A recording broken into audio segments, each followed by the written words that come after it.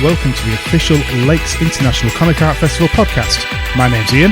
And my name's Nikki, bringing you the best in comics and graphic novels and updates from the festival.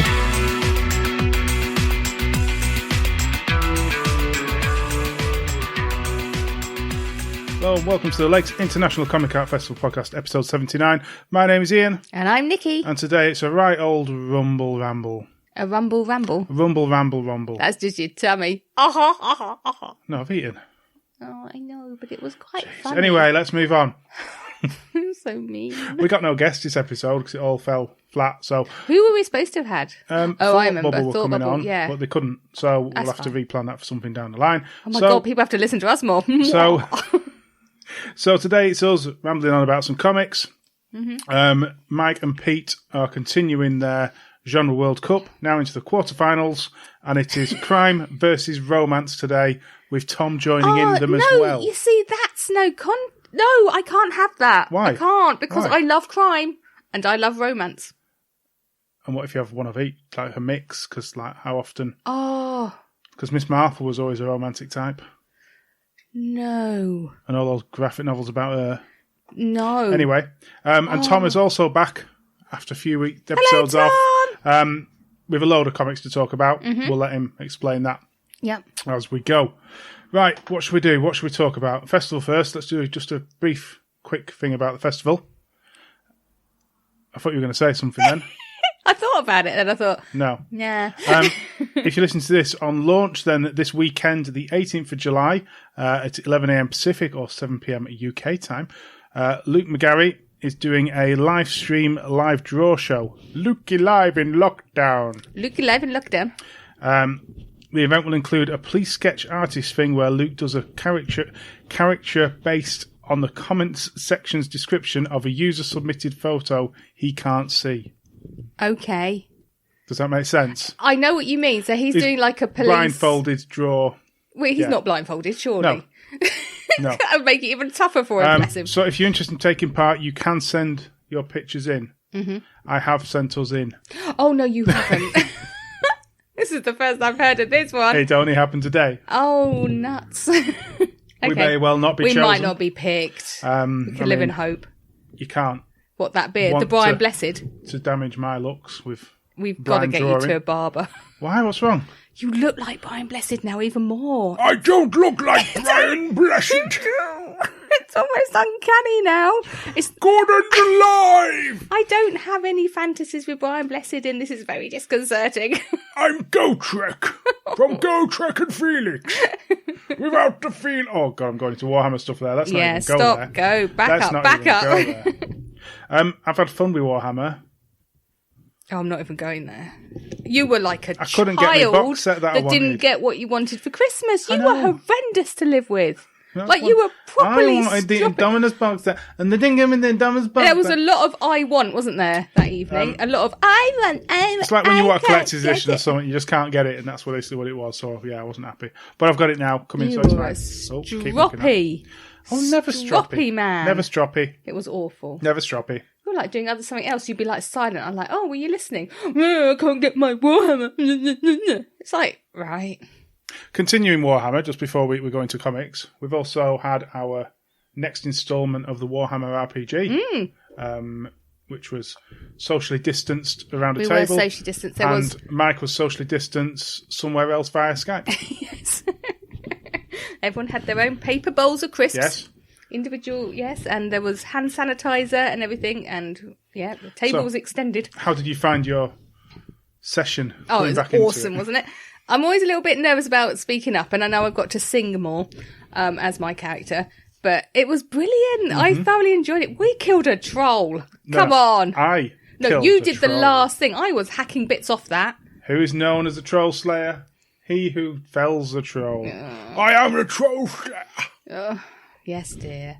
But we all did it, and none of us died. Do you think I'm an annoying character? You are, yes. Yeah, but everyone else thinks you're an annoying character as well. And it was getting to the point where we were like, oh, God, we're just going to have to just manhandle you away from... Because you just kept coming out with... Oh, you are an annoying character, dear. But do I play that character correctly and right? only up to a point, and then you take it past that point to the just annoying. I'm annoying, everybody, if you didn't already know. What, dear? What are you going to say? I don't know now. I've shacked up with you. That's it, isn't it, really? We've not talked about that. I knew there was something that we should talk about. So I'll let you take control of this. Of this moment. The hard work. You did all the hard work. That's very true. You did do a lot of work. So I'm having trouble with the cat here. She keeps rubbing herself against the microphone and knocking it. So, yes. Explain. Well, it was just the usual Thursday, wasn't it? Because it was a Thursday. It was a usual Thursday. The clouds had parted and the rain had stopped. And we got a phone call from our friends saying, could we go up to the castle for 6:30 because they had an announcement. I was like, oh. And then my best mate texted me. She goes, what's all this about with Paul? And I was like, oh, I reckon he's going to renew his vows with his missus. I said, it'd be really nice. I said, we've got to go though. I said, because my curiosity is piqued. So we walked all the way up there, all out of breath and slightly sweaty, which is always the best way to be. It's quite a big hill up to Kendal Castle. It is. And everyone's up there and it's great. I was like, we're the last ones here. I'm going. So, and then Paul starts talking and then he turns to you and just says, over to you, Ian. To me? Yeah. And then I get put in the middle of this circle of our friends and given a package to open, which I did, which was a beautiful, well, actually there's a poem first, which was very lovely. And then there's a beautiful piece of artwork. Do you want to read that poem off the top of your head? I don't remember. It was so beautiful. It sunk into my heart and I can't recall it offhand. But it was you basically declaring your love for me, which is only right. Who wouldn't? And then I wrapped my beautiful picture, a commission you'd got for me from It's Not About Work on Twitter. And I love his work. He's like a modern day Quentin Blake as well. We'll put a link to his work. The only problem is I don't know his name. No. We don't actually know his name. No. I think he might have a website now. Yeah. So we'll put a link to it because his work, I said to give him a shout out because his work is it's beautiful. stunning. I've been following it since when he had a few followers and stuff. And now he's like hitting, so many. It's a shame he's not got a book or something. A book would be amazing. He could do a comic quite easily. I've got another piece of his work as well that he said, well, I just give them out sometimes. And I just like hopped on and said, I'd love one, please. And he did. He sent me it. It's gorgeous. It's a crow and a snail. So yeah, I've got that one. And then this one, which we've framed and put on the wall. And then I gave you it framed. What are you on about? Yeah, right. And then I turned around and someone was on his knee. And I didn't. Sick. Shut up. And I didn't let you say it. I just launched myself at you because I've been waiting. But it was very beautiful. And it was really, really romantic. And we all had champagne up there. And we all wanted to hug each other, but we couldn't because we were in this lockdown. So we were like socially distanced, hugging from a distance. And yeah, it was lovely. We had proper champagne up at the castle and we wandered home again. And I've been on cloud nine ever since. But I haven't got my ring until Saturday because it's been adjusted. Yes. Yes. My fire opal. Yes. See? Good, me. You are good. You were so impatient. I was so... You were so impatient. Maybe a little bit. Was it Lucy Sullivan said the first Comic Art Festival wedding? We could do that. Not in October. No. Oh, no, I don't want to get married in October. I want to get married when it's not raining. So I did that because I'm amazing and all that. So, yeah. You're amazing because you've got me. So if anyone wants engagement plans... I am for sale to plan your engagement for you. I do. He did really well. He is very good at this kind of thing. I know I am. I know I'm good. Yeah, you are good. Thank you very much. Right, I suppose we better talk about some comics. Yes. Right, I want to talk about one quickly. Oh, you go first then, that's fine. Well, I'm going first because I've actually got more than you to talk about. Oh. So, I want to talk about Tony Esmond. So there's a comic by Tony Esmond, Cliff Cumber, who's a lovely guy, by the way, and Ken Reynolds is also equally lovely. Tony Osmond is a movie star. Fame is about to get torn a new hole. Blip, blip, blip, blip, blip, hole, just to make a point if you didn't understand. Yeah. Tony Osmond is a nice guy, you know. But I look at this comic and I think he is so far up his own backside that it disgusts me, thinking that he can actually have a comic about himself, pretending he's his ultimate movie star, and thinks that everyone will just look at him and bow down with greatness. What an absolute... I'm sorry, I can't not laugh at you doing this. Okay, I can't. Sorry, I just had to be an arse. So, as the title suggests, this appears, even the slight likeness, to be the main character. Tony Osmond, do you think there's a likeness Tony all over? As with Tony's previous other work, on his on Tribute Press, their publisher, their own published. Yep, we know what you mean. This is just silly fun, Yes. and it is. Yes. And I was just joking a second ago because he's taken a mick out of himself, and it's hilarious. Oh, I love it. You do have to be not of a nervous disposition for his work. You have got naked bodies and blood and guts. And... Yeah, you need a certain level of intelligence to get the sarcasm. I think is probably the best way of putting it. You do. Yeah, I mean, you need to be able to. It's Banana hilarious. You've got because it is just tongue in cheek and it's just fun. The drawing is amazing. I think I mean. The artwork's fantastic. I really do like the artwork. Yeah, I love the artwork. And where Atomic Hercules is good fun, this seemed to be, I felt, a bit of a step up in the story. It was a bit more serious. Well, not serious. Serious is the wrong way to say it. Atomic Hercules is just like a mad Conan the Barbarian dash fantasy, mad fun, let it all This felt hang a bit out. more in control, even though it's complete ridiculous and silliness. Yeah, it feels more on a line. It's going a certain way, whereas Atomic Hercules could go anywhere. But no, I really enjoyed it, and I try. Sometimes we get sent stuff, and I try not to, obviously, have a certain comic to talk about. Like we've talked about a few of Tony's, but I just can't help it because it's just silly. It's silly fun. It's something you can sit and read, just have a giggle and read it again. Probably not show your mum. No. So my mum might laugh at it. So go and check that out because it is his stuff at the minute. His turnout is just just fun, and we need fun. Oh, we do need a bit of fun. We do need a lot of fun. Yeah. Right. Next one. Shall I go next again? No. Yes, I will. And then you can do yours, and I've got one more afterwards. Misogynistic. That's what this is. I've got a couple of Avery Hill books to talk about. So we're going to talk first of all, The Flood That Did Come, by Patrick Wray. The Flood That Did Come by Patrick Wray. Oh, I was about. Were you going to carry on like there? a semicolon. I wasn't. Oh dear. In the year 2036, the whole of Kingsby County has been flooded after several weeks of torrential rain. Sorry. Only a few. What kind of rain? Only a few villages have escaped the flood. One of these is the village of Pennyworth, where Tom and Jenny live. When the inhabitants of nearby Brookfalls arrive and attempt to lay claim to Pennyworth, a struggle ensures that places the residents of each village against each other in a battle of wills that threatens to change their lives forever. Did you even breathe through that? No, he didn't. When you first start reading this, it feels odd. It's the way this has been done. It doesn't actually explain what is done here, and I've not got the press release now. But it looks like it's printed. Stencil, whatever, these characters in certain ways, standing in certain ways. Now, whether this is from his design or whether it's from something else, I don't know. And it looks, this is going to sound, because of the way it's designed, it looks childish. Not in a negative, I'm not saying that in a negative way, I'm just trying to explain how it looks. I think it looks like a 1950s poster you'd have up in school or something. That's it sort of takes you away a bit. You're sort of like, whoa, this is different, and it does feel different. But then you start reading into it, you get over the fact that it's the type font's a little bit old-fashioned. Yeah, I think the whole thing is designed this way. Yeah. And then you start reading into it, and it's such an odd, peculiar story. It kind of draws you in weird ways. About these, as I say, there's the first two kids and another couple of kids come along, but they look exactly the same. They're just a different colour. And it's odd how it pulls the story through in this weird alternate world that eventually has robots like you were just talking about.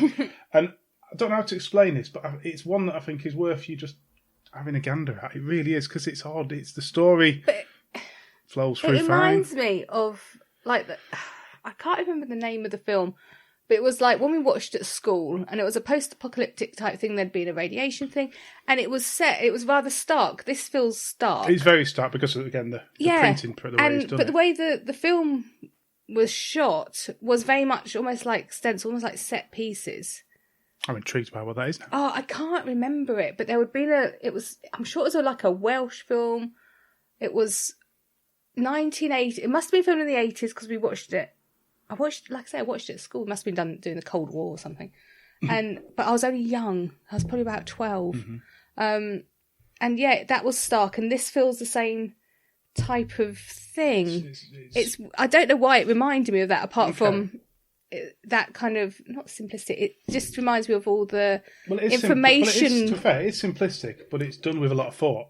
Yeah. If that makes sense as well. Yeah, it stripped everything back to, like I say, to like those posters you'd get from, I say in the 50s and 60s, but probably into the 80s as well, of like people, and they were drawn like this, they were stenciled like that, and it just reminds me of that kind of thing. Okay. So yeah, it's hard. It's different. We want different stuff. We want something to stand out. It's different. It's intriguing, and once you get over that initial, you're drawn in, as I say, and it's quite an interesting story. So, The Flood That Did Come by Patrick Wray, worth having a gander. Definitely worth having a gander. Right, go on. You've been waiting for this. I have, because I'd forgotten I hadn't done this one. And we've had it for quite a long time now, haven't we? And I should really do it because I love... Well, no, you've got to have the right moment to get into a book as well. I'm hugging it now. Okay, dear. That's fine. Before you talk about this, do you ever have a concern when you're reading a sequel to a book, or as you say, with movies or anything, that it's not going to live up? No. Not with this one. Okay. Because the story... I mean, she just leaves me on a cliffhanger each time. She's done it again. I'm not happy. Because the story is so good, the characters are so intertwined, you know, there's such a lot of things feeding into the main story, and because you care about the characters, you just can't wait for the next one. And this has lived up to it, and it's added more layers in and more problems, and I'm not happy because, like I say, it's left me on a... So the book we're talking about is? Breaks, Volume 2. So I've been very good. I don't follow the webcomic online. No, you keep telling. Emma Vieceli and Malin Ryden. Yeah, I don't, because I just want to hold it in my hands. Well, we kickstarted this, didn't we, because of the hardback edition? Yes. Rather than the softback, which is now out. Yes, we'll get that. Yeah, just get any way of getting your hands on it, really, I think. Right, go on. So we've got Ian and Cortland, who are just my favourite characters ever. So their relationship... It's called Ian. No. Oh. Ian's like a joker, and he's really tall. But anyway, and ginger. So it follows their relationship as they become closer. I don't want to give too much away either, because I want people to read it. So they take a more serious role together, and I like that. And then we start finding out about the secrets each family have, which, it just brings the two characters together more when you learn about the history of the families and why they're turning out how they are, how Ian's the way he is. We find out that his dad's in prison. I won't go too much into that either. We find out that Cortland's dad died in the ring because he was a boxer, you know, and then his mum had a breakdown basically, and then turned out to have a lot more mental health issues. You know, they've all got their friends. Oh, it's just so much going on. It's like watching my favourite Korean dramas. No one's got a favourite Korean drama. Oh, I do. But so we found out Cortland was a promising boxer as well, and he walked away from the Commonwealth Games right at the end, and he just walked away from all of it, for all of this, because his mum begged him to. And then, of course, she has a breakdown and everything. Oh, it's just so much. I've written all these notes down because it's like, I don't want to say too much. But yeah, Ian, anyway, his dad's in prison. He eventually goes to see his dad in prison to have out with him to find out, you know, why in some ways. He takes Cortland with him, and which is just so sweet because they're both facing up to their past together. And that relationship where everything else is like going wrong. So you've got like Cortland with his brother, which there turns out to be some horrendous secret they're all hiding.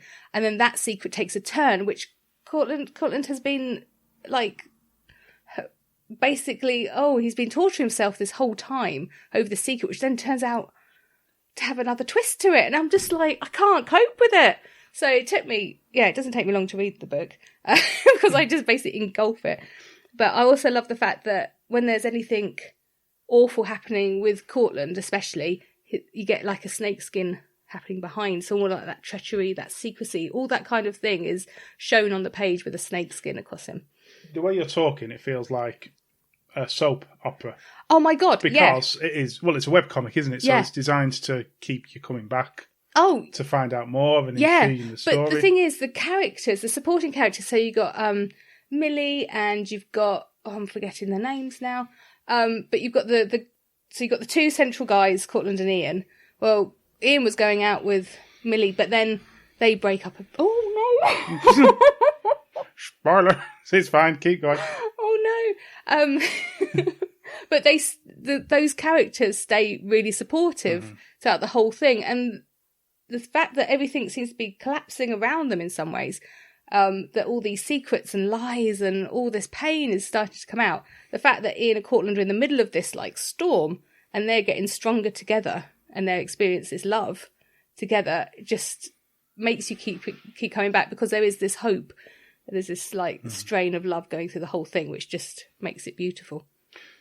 We talked about, and it keeps coming up, this issue. Obviously, it's a story about two men and a love story, and obviously the gay story in there. And it's done, to me, the first one, I've not actually read the second one yet, I've not had a chance to sit and read it, but the first one was done so well that you didn't even... Oh, you don't care. It's not Well, it's not.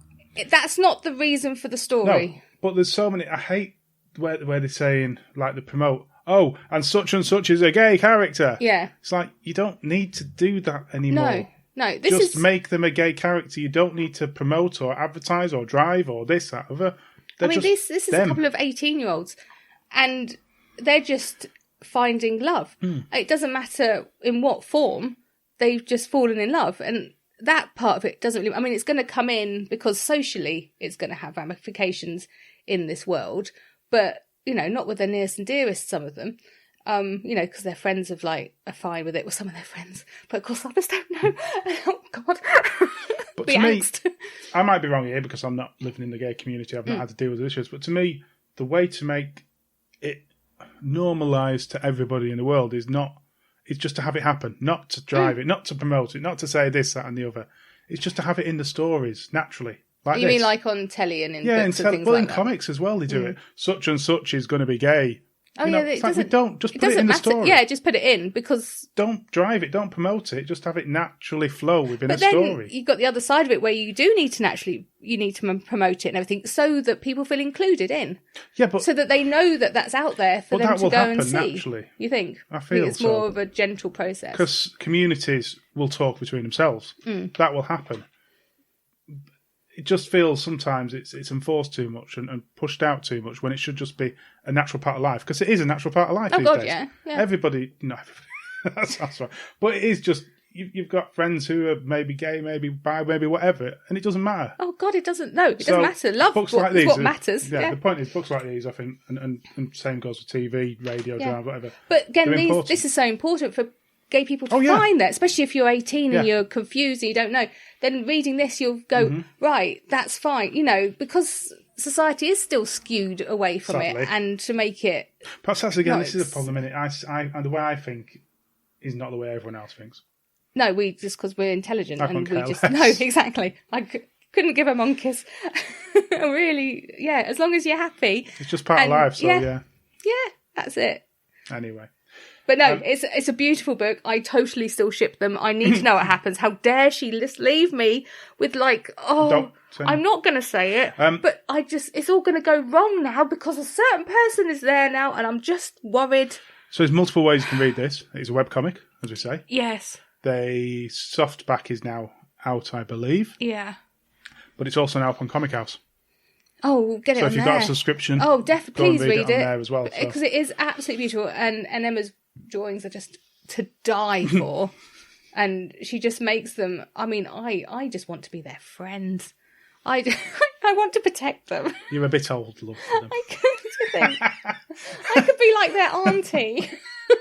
They might come to your advice, but that's it. They ain't taking your party in. No, I want to be their auntie. I'll cook them brownies. It'll be fine. Right.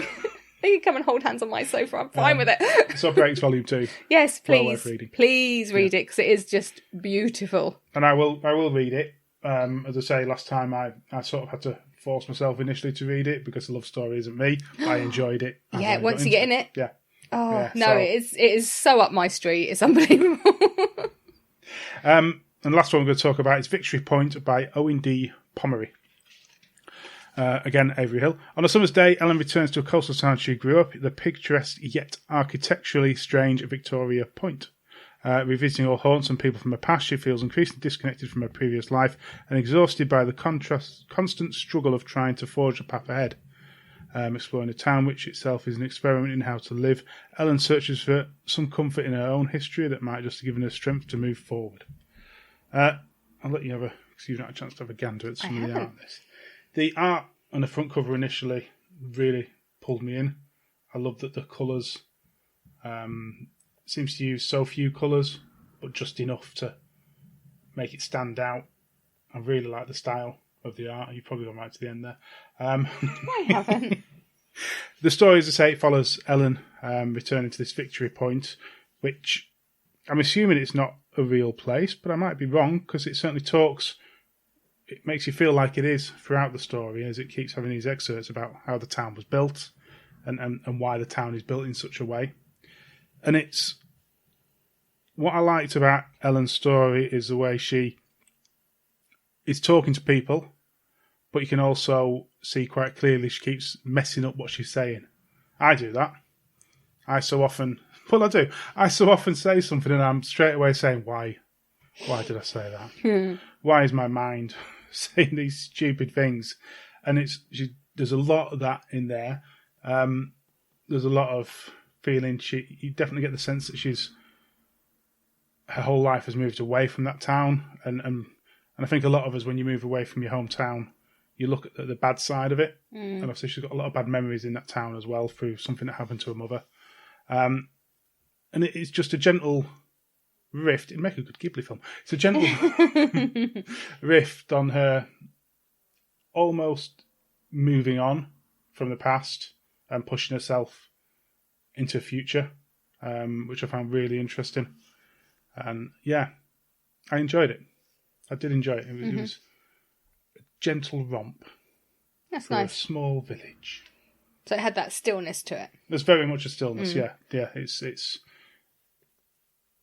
how it would be if you were wandering around a little place like that, even as a tourist. Even though they whinge about the tourists, it sounds like you when you used to live down, was it Cornwall or Devon? Devon. Yeah. I suppose we do a bit in Kendal, don't we? Blooming tourists. Yeah, we don't get too many here. You can't park anywhere. But no, I enjoyed this book, Victory Point, by Owen D. Pomery. Check it out again, Avery Hill. So yeah, we've whittled on about a few books there. We have. We're doing well, aren't we? I know, right? So we're going to pass you on to the rest of the team. Yep. Who we're going to take over and throw content in your faces. Is that what they do? They throw content in your faces. I'm just thinking like custard pies now. Keep checking the Comic Art Festival website as well for updates, as obviously stuff's happening. Yes. So this Saturday, if you're listening today on launch, which is the 16th. Well, this Saturday we're going to taste cocktails. We are at the Blind Bus Driver in the Kendal. We are indeed. It's part of the Lakes family, yes, as it were. He is, very much so. He is. So, thank you for listening and enjoy the rest of the show.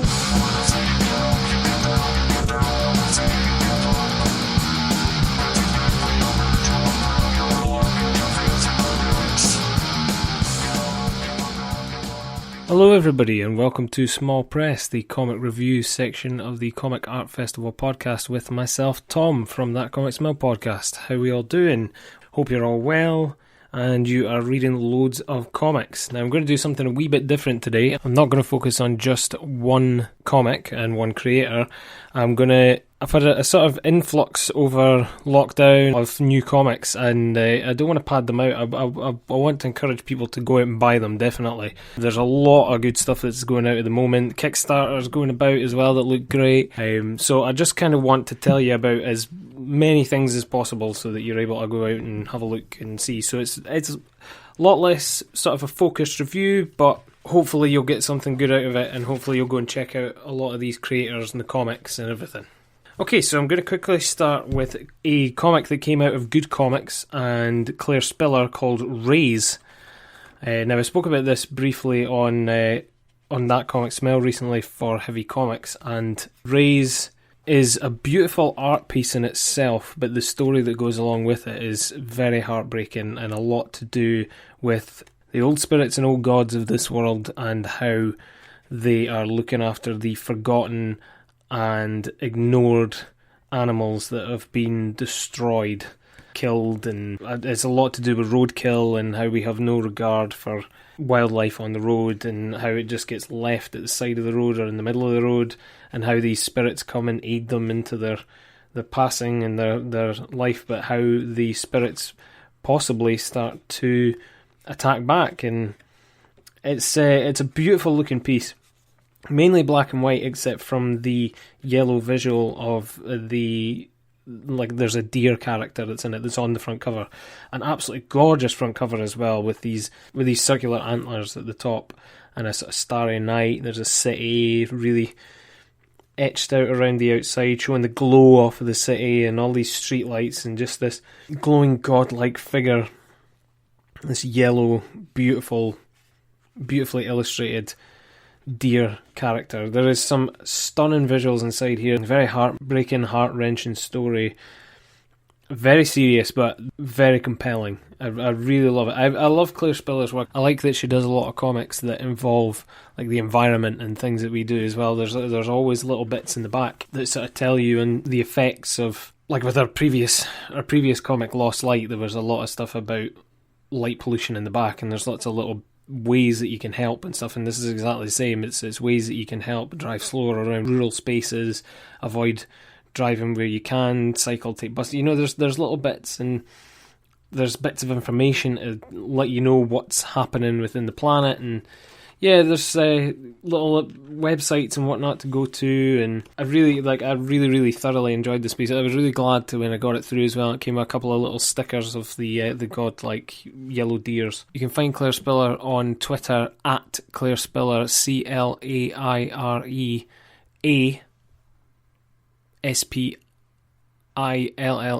Claire A. Spiller. And if you go to goodcomics.co.uk/bookstore, you can get it there for £5. Nip across, give Good Comics and Claire Spiller a follow and keep up to date with her work. Well worth it. Okay, next on the agenda is the latest release from David Robertson, Mount a Rescue, Fred Egg Comics.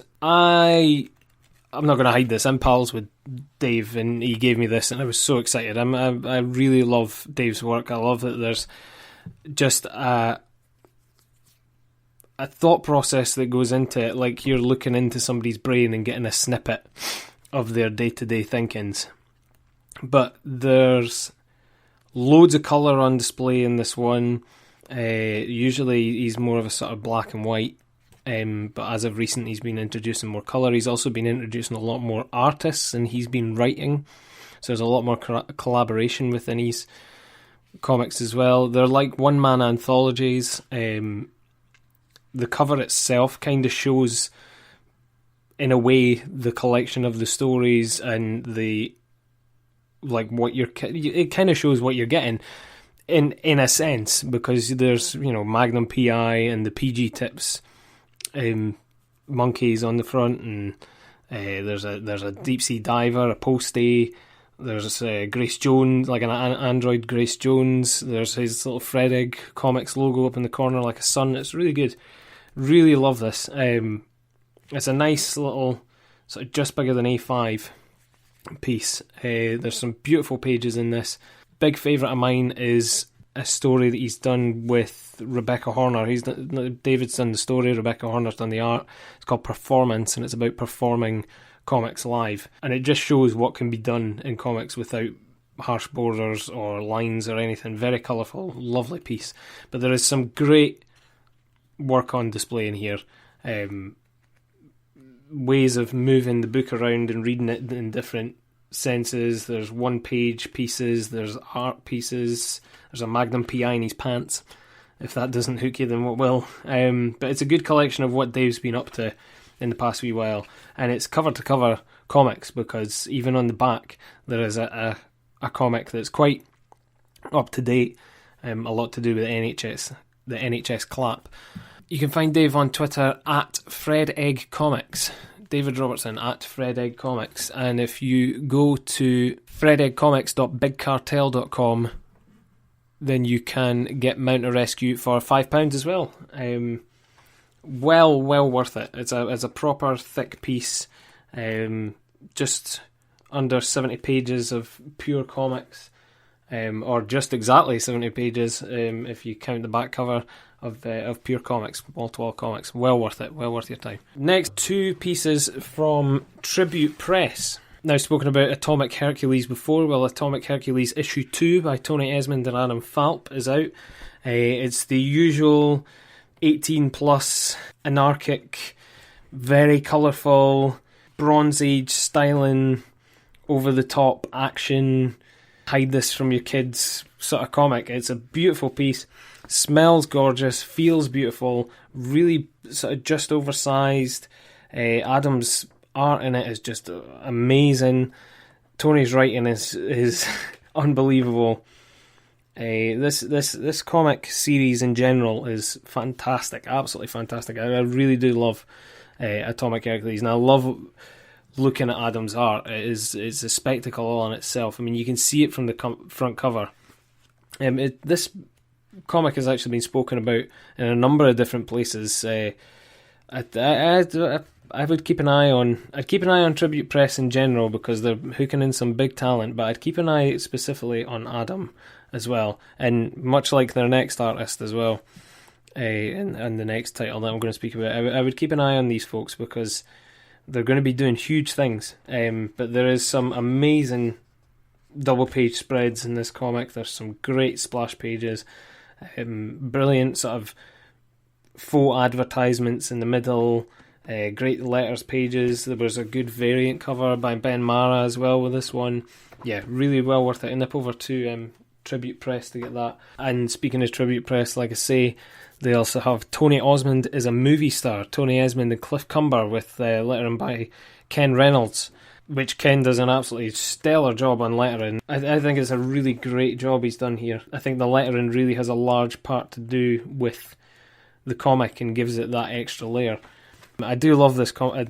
If you've ever seen Cliff Cumber's art, you'll know what I mean when I say it's very reminiscent of Frank Quitely, but like a dirty, grimier version of Frank Quitely. And I've got to say, I actually prefer Cliff's work and think he's got more of a stylised and steady hand as well. It's beautiful, beautiful stuff. Once again, on a massive banner on the front, right-hand corner, saying for mature audiences, and this really is for mature audiences. It's the musings of a snuff movie star. There's a lot of blood, guts, violence, choice language, nudity, but oh my goodness, it is such a good comic. It looks absolutely incredible, and it's non-stop. You barely get a breath in this, and I honestly think that's what they're going for, trying to keep it as intense and high octane as possible. I absolutely adore what Tribute Press are putting out, but the high intensity of what they're getting is really becoming like a signature mark for them. I saw that there's something coming soon from Adam and Fraser Campbell that's like looks like a kung fu kind of thing from snippets that I've seen online, and that looks to be much of the same, of really high octane, high energy, keeping the crude coming at a fast and hard rate, but it's absolutely beautiful. And there's some great covers in the back of Tony Osmond as well, that are like movie posters from different artists, such as Rachel Lee Carter, Vince Hunt, Kev Cooling, Dan Butcher. Just utterly incredible. I really love this. A nice, just oversized sort of comic again. The stock on this, the stock paper that they're getting in these books is phenomenal. I mean, listen to that. That's just me holding it and hitting it up there. It's absolutely beautiful. Mainly sort of blue purple cover, but I've just noticed there he's got like a gold earring in it. It's utterly fantastic. You really need to see this to feel the experience of the grime and dirt in it and the action-packed, absolute bonkers nature of it. It's so unbelievable. I absolutely adore it. Tony Osmond is a movie star, and Atomic Hercules issue 2 from Tribute Press. Go to tribute-press.com and you'll be able to get to their comics news store, about contact, all that kind of stuff. If you nip over to @AdamFalp, you'll be able to follow along and see his new release that's coming with Fraser Campbell at Tribute Press and writer Tony Esmond across it at EZOHYZ, and Cliff Cumber can actually be found at CG Cumber. Tribute Press itself is found at Tribute Press. Nice and easy. You'll be able to get a hold of these books, follow them, keep up to date with all the latest releases that are coming. The newest one that's coming from Adam and Fraser Campbell is Knockout and Tiger Style. It looks like a Power Man and Iron Fist allegory, but looking to be amazing. Really shocking yellows and pinks and greens and everything within that cover. A nice big Tribute Press Comics #1 banner at the top. Well worth it. Check them out at Tribute Press. And speaking of Vince Hunt, that was in the end there doing a poster at the end of Tony Osmond, he has a brand new comic out with Andy Bloor, artist Andy Bloor, MI666 Omens. I really love Andy Bloor's art. I've seen him in a lot of Accent UK anthologies. I'd been following him for a wee while on that. But this is another one it's sort of oversized, about the same size as Atomic Hercules and Tony Osmond, and another good solid stock, but it's got a matte finish but kind of a sheen to it, MI666, and there's a big hand on the front cover with 666 etched into it. There's some absolutely beautiful Charles Burns style, really dark, deep art inside here. Andy Bloor has a style that literally looks like he's etching into the colour black. It's just unbelievable. There's some great stuff in here. I'm not going to ruin anything about it. You really need to nip across to Andy Bloor's store, Andy Bloor, ANDYBLOOR comics.bigcartel.com, and grab yourself a copy of MI666 for $2.50. Vince and Andy have done an absolutely stellar job here. I want to see a lot more out of these guys with this series.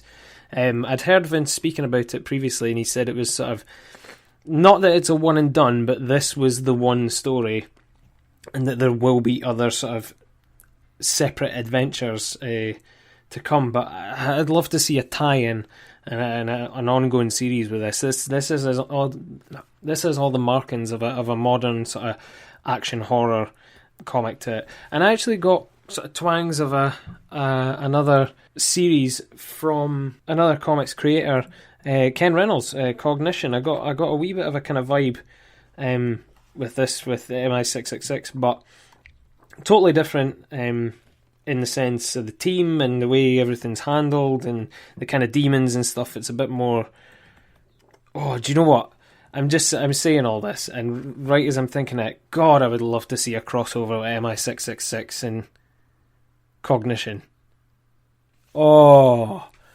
As I'm sitting talking about it, I say I would love to see a crossover.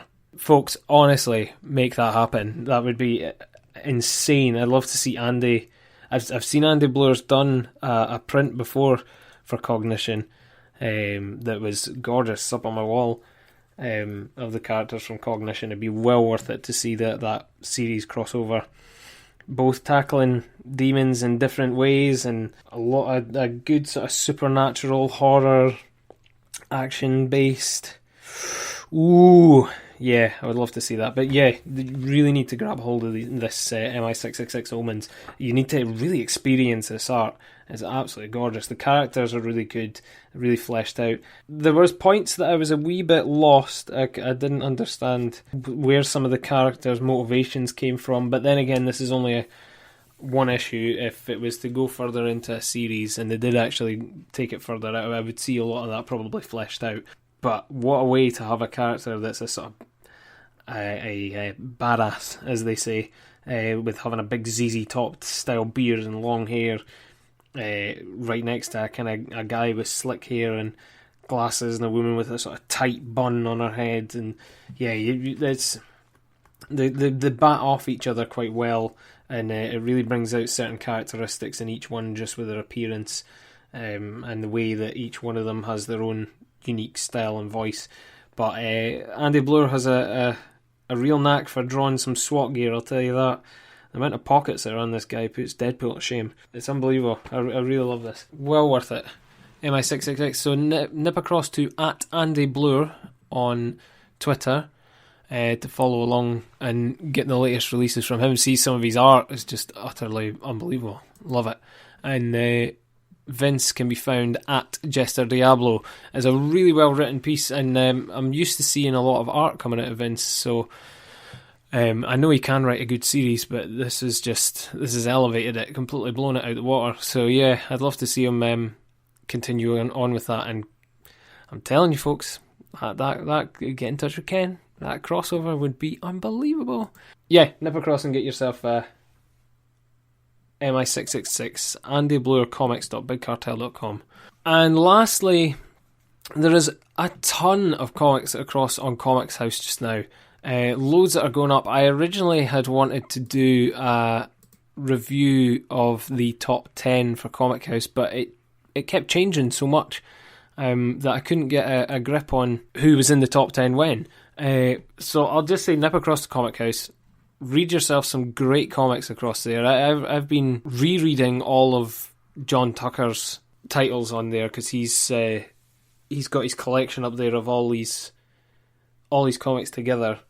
Is up on Comics House now, one digital pack, huge piece. So I just sat down and read them. I do have them all in physical form and individually here, but I just wanted to sit back and read them on my tablet and not have to go and dig them out and everything. So it's well worth it for that. Great intro by Tony Esmond and that as well. But there's some great comics across there. I read some brilliant titles. Just for example, some of the new ones that have went up on the app. Resurrection Men Volume 1, Nerds Who Haunted Themselves Outstanding in Their Field, Autism Anxiety, Stan and Jack, But I'm a Cat Person, Little Spark. Hey, I had a hand in that. There's the Little Spark there. Slaughterhouse Farm 4, Hopper, Detective of the Strange, number 2. I see, I'm just reading out all my own ones now. This is self-promotion. Silicon Heart, Crystal, Rona, Day of the Robots. God, there's tons of stuff across here. 32 Kills, Catalyst, City of Lost Souls are ones that are always up. Yeah, well worth it. Nip across to Comic House, and it's only like £3 for a subscription. You get a 14-day trial. There's loads of stuff. I think there's a code at the minute as well that's out to get extra time off of it or something, extra time on it or something like that as well. But yeah, nip across to Comic House at Comic House on it's COMICHAUS, and that's Comic House across on Twitter as well. And get yourself some great comics. Okay, I now want to mention some Kickstarters very, very quickly. New from Russell Mark Olsen at Russell_M_Olsen on Twitter is Ditch Angels, a collection of noir-inspired images from cartoonist Russell Mark Olsen. Now, if the Black Iris is anything to go on, this is going to be incredible. The Black Iris did have a sort of narrative about it, but the way that Russell does a lot of these kind of noir images and photos and whatnot, they all kind of have a leading narrative about them, and you can kind of come to your own conclusions with each photo as well. I mean, he's made his goal. He made his goal pretty quickly, and he's only got 4 days to go at the time of recording, so there'll only be maybe a couple hours, if not a day or something, to back it by the time this goes out. But he absolutely smashed it. I mean, 170 backers, £2,804 of a £400 goal. I mean, unbelievable. It's well worth it though. Nip across to Ditch Angels, have a look for yourself. That's on Kickstarter at the minute. There's also Holly, a graphic novel by Stephen Ingram. Stephen Ingram of Left and Decomposition and various other titles that I have accumulated over time. Stephen's a great creator, and Holly is a graphic novel about a girl from a remote Scottish island who wants to leave it as soon as she can. If Stephen's Left series is anything to go on alone, let alone anything else, then you really want to hop on board with this just now. It's just shy of making its target at the minute. It's got plenty of backers behind it, which is great. There's 19 days to go at time of recording, so probably about 16-15 days by the time this comes out. Nip across, definitely. Holly, a graphic novel. You really want to get on this just now. Do not want to miss out on anything that Stephen is putting out. Also, The Hordes of Surrey, issue 1, a very British treasure hunt. As Mike Mackenzie and his friends search for buried treasure, the mysterious Order of Surrey isn't far behind. Now, this has made its goal. I found this. It's from writer Dave Wimblett and artist Rory Donald and Ken Reynolds, again on letterer. The man is smashing it on lettering. But it looks really interesting. I mean, I love the visuals behind it. It looks like a really interesting story. The fact that it's a number 1 as well, I like the chance to jump on board an ongoing series that's going to happen. Well worth a look, definitely worth your time. Nip across to Kickstarter and check out The Hordes of Surrey, Surrey, issue 1. I've just noticed there that Sarah Grayley has a new collection, Our Super Adventure, Cute, Volume 3. That is just unbelievable. That's completely smashed it. I mean, Sarah Grayley's a huge commodity in comics as it is anyway, has a massive following, but I am a fan of hers. I think there's a chance to get Volume 1, Press Start to Begin, and Volume 2, Video Games and Pizza Parties, and Super American Adventure, and their Canadian Adventure. You know, it's there's all sorts of tiers within this. They're great sort of A5 hardback books with lots of strips in them. Great strip work, beautiful artwork. Really, really love it. Nip across to Kickstarter and check out Our Super Adventure, Cute, Volume 3. Okay, second last Kickstarter to talk about today. It's from writer Asa Wheatley, another Ken Reynolds lettered piece, and various different artists, including Sammy Ward, Kevin Keane, Kay Baird, Elena Gogo, God, loads of people, John Slater. There's loads of artists, and one writer, Asa Wheatley, and it is Sagas of the Shield Maiden. This looks like a really good one. There was loads of people jumping on this when it went up. I noticed it popping up on Twitter constantly. There's still 24 days to go on it. Plenty of time to jump on board this absolutely beautiful looking piece. There's sample pages at the bottom so you can have a look, but really looks like a worthwhile piece to get a hold of. Kickstarter, Sagas of the Shield Maiden. And lastly, from Cult Empire Comics, there's Vietnam Zombie Holocaust graphic novel Volume 1, When the Dead Come Back to Life. You better lock and load. Cult Empire Comics are usually sitting on the con circuit, just absolutely banging out loads of different comics all the time. Writer George Lennox, artist James Devlin, letterer Colin Bell this time. Sorry, Ken, one that you couldn't be on. But Vietnam Zombie Holocaust has been going for quite a while. My pal Mike Siddhartha on That Comic Smell told me about it. He picked up a couple of copies at Glen Rothis Comic Con. I think he picked another couple up at another con or two. But Cult of Empire have got a big back catalogue behind them. Vietnam Zombie Holocaust Horror Show, Nasty Girls, Lady Hollywood, speaking of Russell Markles, and just tons of stuff. Well worth it by the looks of things. Vietnam Zombie Holocaust graphic novel, the collection of all the Vietnam Zombie Holocaust comics together, Volume 1. Never cross the Kickstarter and get that today. And that is it. I have the sorest throat ever after all of that. But there, it just goes to show there is a ton of comics out there just now. There's loads of stuff to be getting on to, loads of stuff for you to be reading. I'm sure there will be plenty more stuff in literally the only two weeks between here and the next time I've already got loads of stuff queued up to speak about that I'm still to read through. I took part in the Xavi 10 for £25 on DC Comics, so I'm making my way through that first before I get to anything else. They're still doing 5 for $14.99 across on Xavi on hardback DC books, so have a look. I hope you folks out there are all doing really, really well. If you need to send any recommendations on small press titles, any comics or anything that you're checking out just now, give me a shout. I can be found at That Comic Smell on Twitter and Instagram. You can also find my podcast on SoundCloud, YouTube, the usual places. Just Google That Comic Smell. But tune in next time to the Comic Art Festival podcast for Small Pressed, and I will see you then. Bye for now.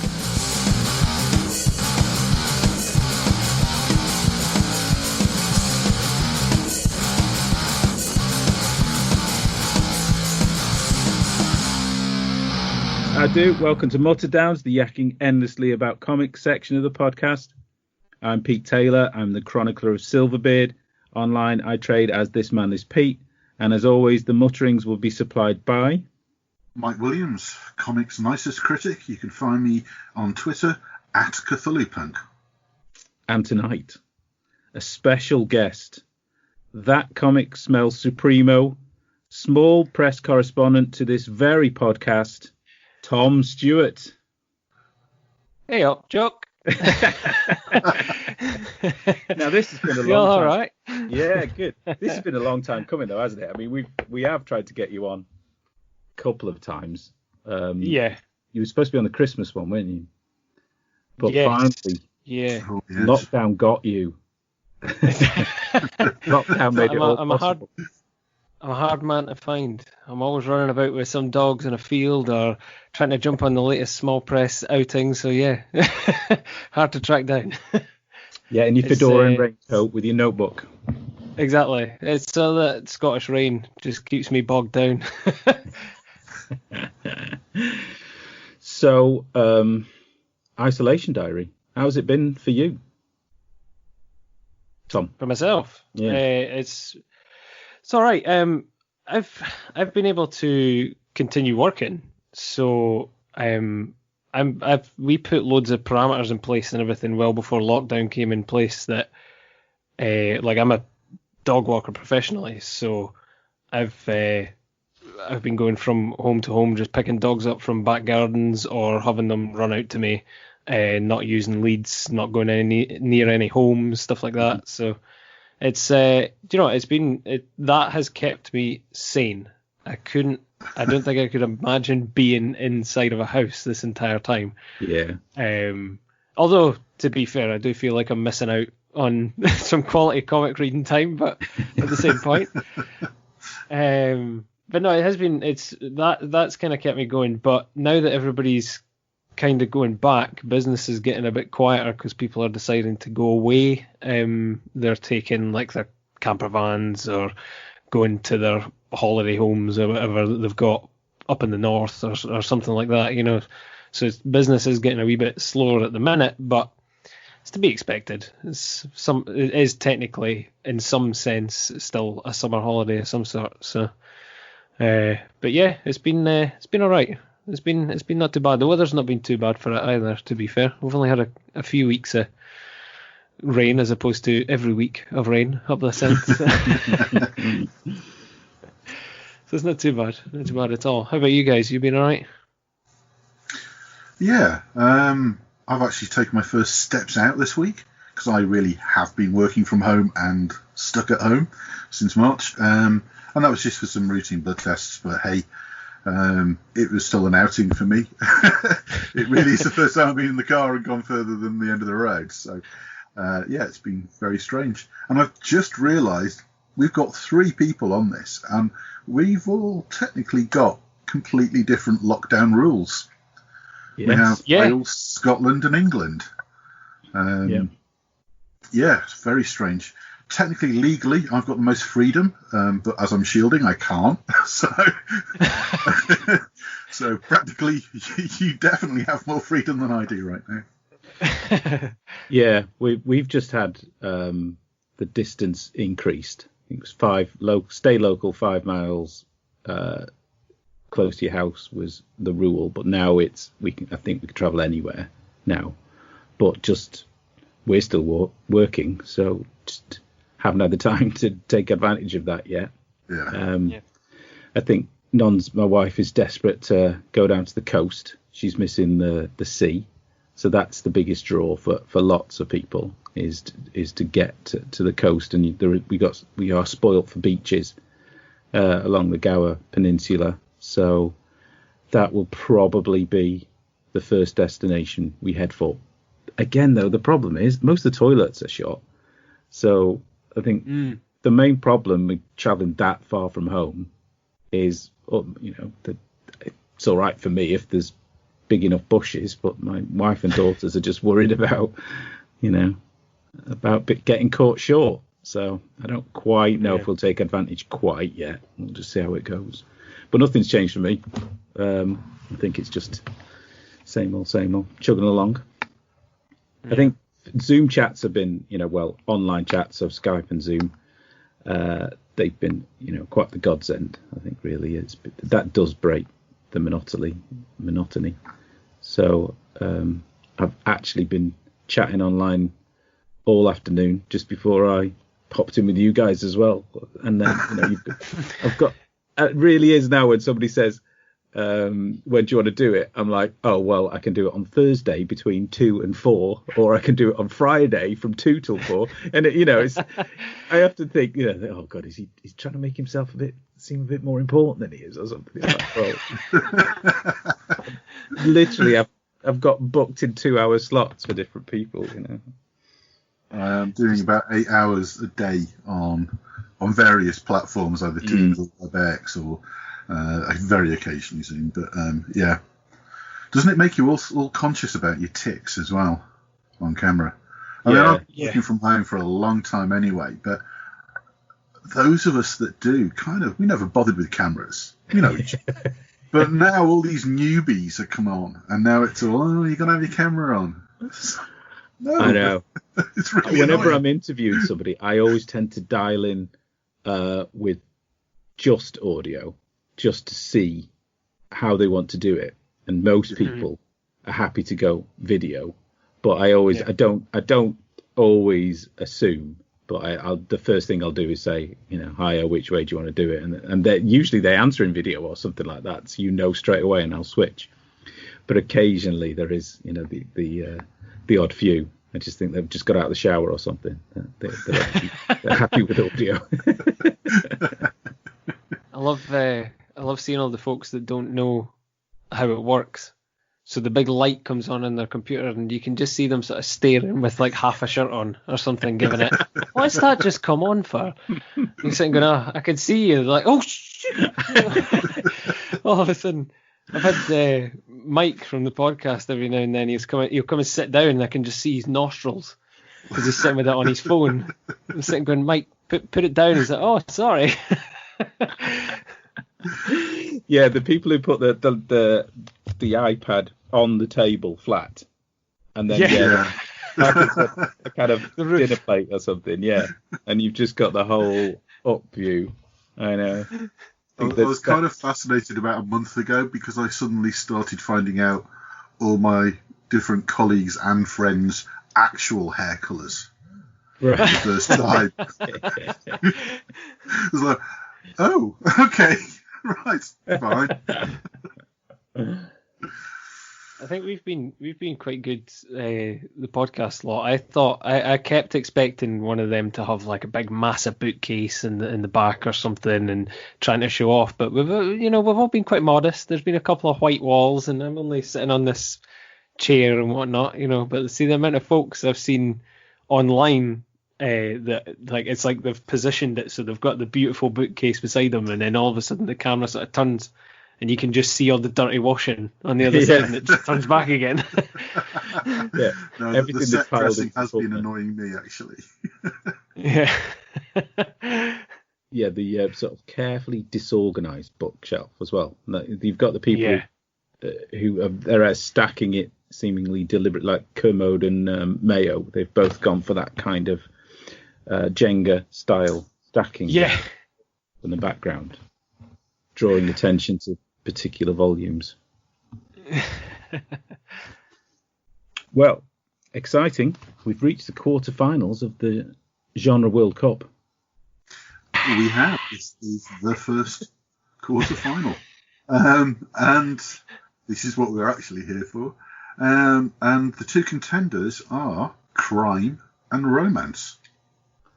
So I guess the way we're doing this is we've invited Tom on to have another person's perspective on these themes. And we're going to try and draw out a few of Tom's favourites and find out a bit more of his thoughts. And then we're going to try and figure out a winner. But we'll go on a bit more about that at the end. As it's going to be an interesting way of figuring it out. The main thought behind this episode and format is largely that we figure people are just fed up of listening to us by now. Yeah.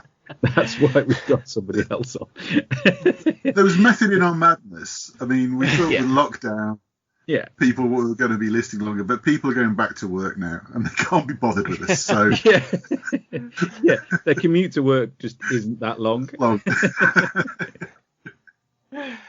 See, here I thought it was just my lawyer had been in touch and convinced you to get me on, but it's fine. I think we did mention in the previous episode that the idea of actually avoiding the legal charges was also a big part of it. Yeah, I think we're going to. He's a lovely man. He's a lovely man, I tell you. Good old Jeff. Yeah, Jeff with his brass knuckles. Yeah. Yeah. Brass knuckle Jeff. Yeah, lovely guy. Brass knuckles and cheese wire. Yeah, he's a great guy.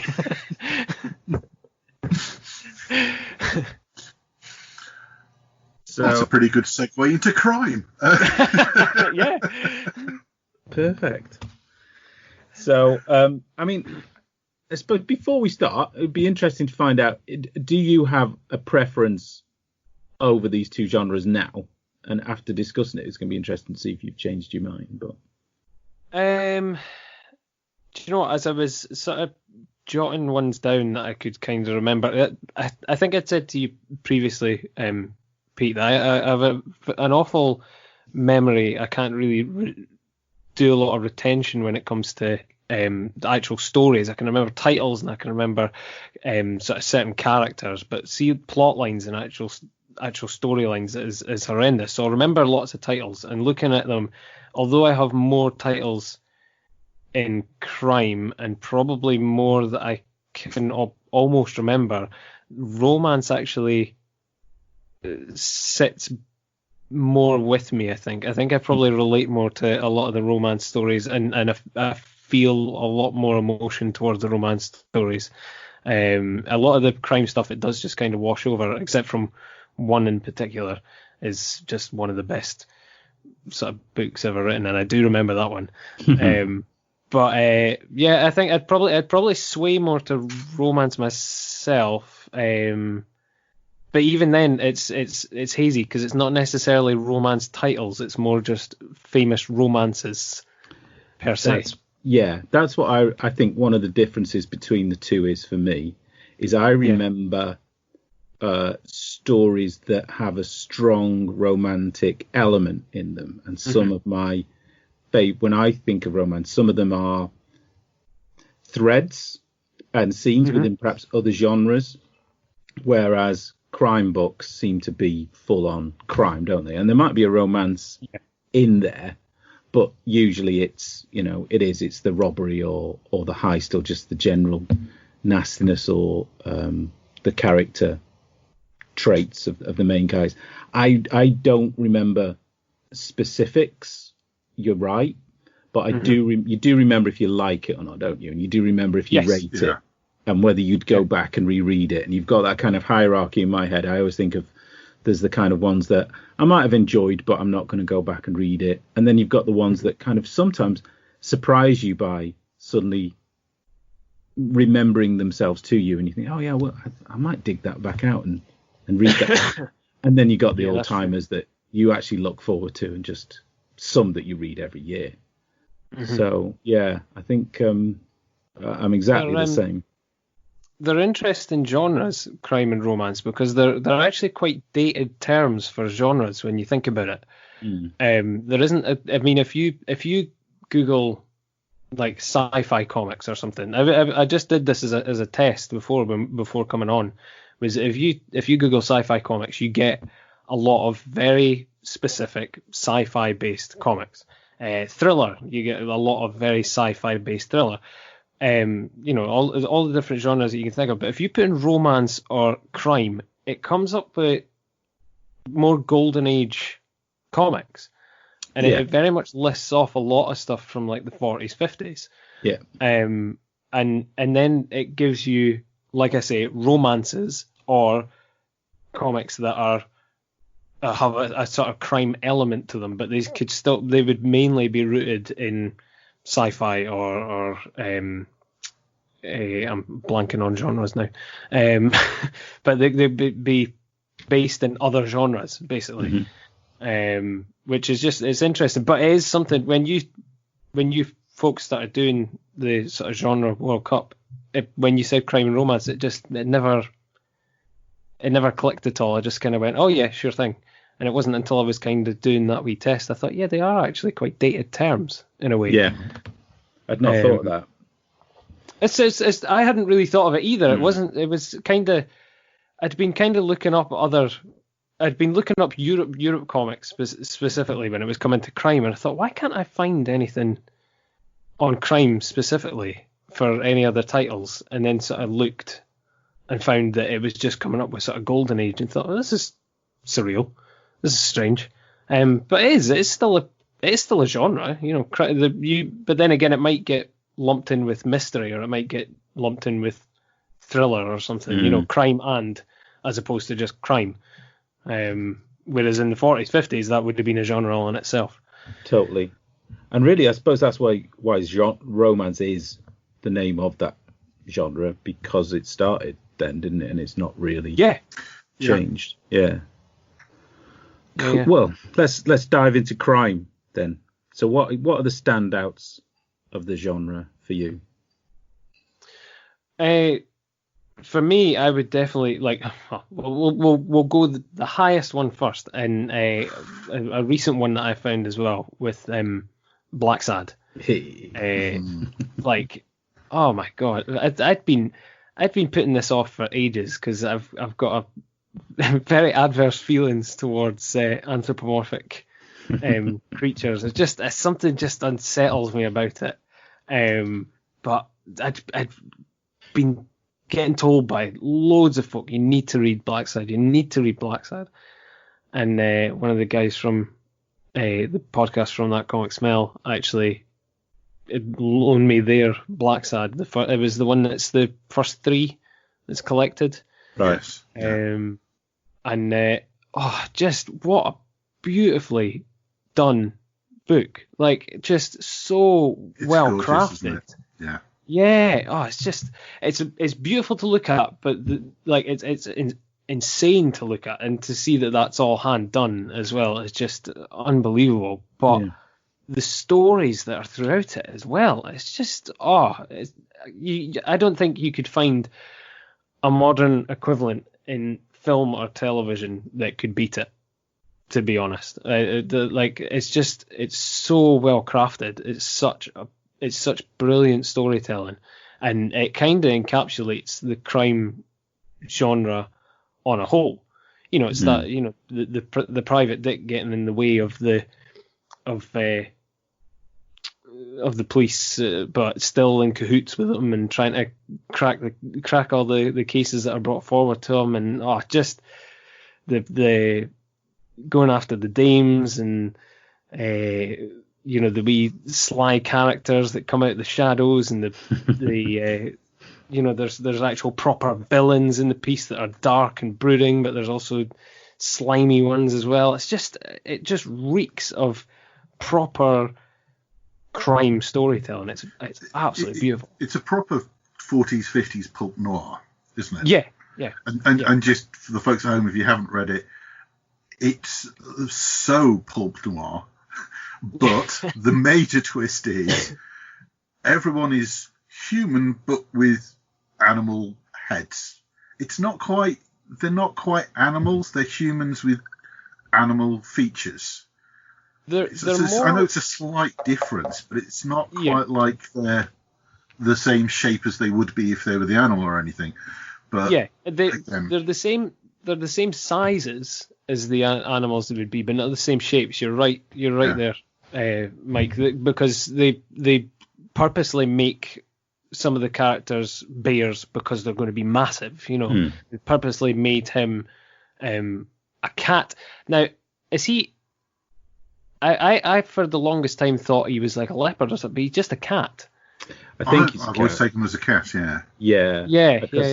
I've only read the first book, and it wasn't collected. I just bought it digital. It was one of those, again, that I'd had lots of recommendations to read it, so I was ecstatic to have the excuse. You know, that's all you need, is just like an excuse to buy it. But it was interesting that they don't tend to group animals. I've only read the one, but there weren't that many groups of animals into categories, except all the policemen I noticed in the police station were dogs. Yes. Yeah. So all the policemen were dogs, and then the main character Blacksad is a cat. Yeah. And once I noticed that they were all dogs, I couldn't help but start to think, so why did they make him a cat? And I just figured that, you know, he's a rat catcher to a certain extent, isn't he? He's the person who's, well, you know, I think it's a shortcut. Does it get explained later on? Does it? Or no. There's no explanation. But I think it's very much a shortcut to what, when it comes to anthropomorphic sort of comics and stuff. You know that there's certain things that you associate with an animal. So an owl is going to be wise. Hence, an owl was the nuclear physicist in it. Right. The cats are sleek and sexy. A lot of the dames are cats. Yeah. You'll notice. Yeah, they are. The dogs are they are more police-like. They're guarding, they're protective. There's a German Shepherd is the police chief, I think. Yeah. When it comes to goons, you've got gorilla boxers, you've got rhinos in the tuxedos and stuff. And then the meeker characters are like mice. The rats are rats. I'm trying to think what else. The weasel. There's a weasel assassin, isn't there? There's a gunsel. There's a lizard gunsel as well. Yeah. There's a fantastic little bit in the background. I always there's a fantastic picture. There's an orangutan playing the blues. He's got the big hands for slapping the bass and stuff. I thought that was really quite a nice stuff. But my favourite has to be, and it's all major themes, isn't it, of the era. Hans Karup, the white supremacist, is a polar bear. Yeah. I just think it's beautifully drawn. But a snooty polar bear as a white supremacist is just perfect. But I think it's like a short. That's how I took it. Yeah. I don't know. Yeah, you're right. Or not, but considering how beautifully drawn it is, how expressive the figures are, how, you know, the action is, he's so graceful in his action as well, Blacksad, in the way he leaps across a bar or punches someone. But I did find myself constantly being drawn to the backgrounds. They're so well observed, painted, observed, such detail. You know, this is a gorgeous book on every level. But I did find myself, even with this brilliant cast of characters in the front, just being able to observe the settings and the environs as well was incredible. And like you said, Tom, as well, the actual plot, it's clockwork. You know, there's no shortcuts. It's a proper crime story. He's following the leads. There's no coincidences. It's all proper PI legwork, pounding the pavements, following your leads. So it definitely paid off. If there's any plot holes in it at all, I haven't found them. in the slightest. If there's anything that's remotely wrong with it in the slightest, I haven't found them. I don't know if I'm just blindsided by the absolute beautiful artwork that's in it as well, that I'm just overlooking them or what, but it's perfect from top to bottom. And I didn't expect it's so good. I said this before, actually. It's so good that I've actually gotten over my fear of anthropomorphic storytelling and artwork now, so I can sit and look at something now. It's a bit different. This is all coming from the guy that edits a book about a bunny rabbit detective. So this is. Yes. So were you editing that before? Were you editing Hopper before you'd got over your fear, or? No. Just after. After. It was almost like it was meant to be. Have you read Brian Talbot's Granville series yet? No, Mike Sadaka keeps suggesting that I read that. Yeah.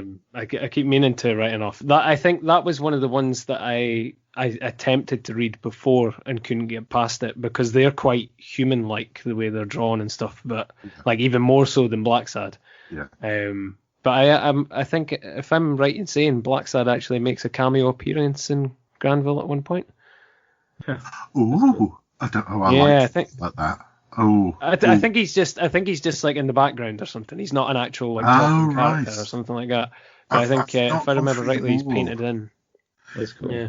See, Brian's at the festival every year. Obviously not this year. Right. So every year I pick up a volume and get it signed for my partner Alison, because she really likes Granville. So she's slowly getting. In fact, actually, no, she's got them all now, I think. Yeah. So the lovely hardback editions as well. But if you've got over your fear, go in, have a go at that, because it is crime as well. So yeah. Oh, It's interesting. There's quite a lot of crime-based anthropomorphic stories going about, especially online, sort of web comics and whatnot. There's quite a lot of them that I've spotted over time, in like Instagram ones that go up, or there was ones that used to go up on Tumblr and stuff as well, and they were all sort of noir 1940s 50s based crime stories, but they were all anthropomorphic, which I found quite strange. I don't know if it's just because they've been influenced by stuff like Blacksad and Granville, but it seems to be a thing that kind of goes hand in hand in that respect. Kind of genre crossover. It is a subgenre. I'm convinced it is. I would spot actually there's it seems to be quite a lot of small press stuff as well. Like you said, like the web stuff was. It is one of these weird little subgenres that you get every now and then. Yeah. There's a lot of actually Nigel's work with Samurai Chef and Myanmar and manga imprint. I've been next to Nigel now for probably like last 3 years at the Legs Festival, and pretty much all of their work I think is anthropomorphic. Right. So there's a definite. I don't know whether does it count as a genre in itself? Could do, yeah. It could. It's the little niche genres that I like.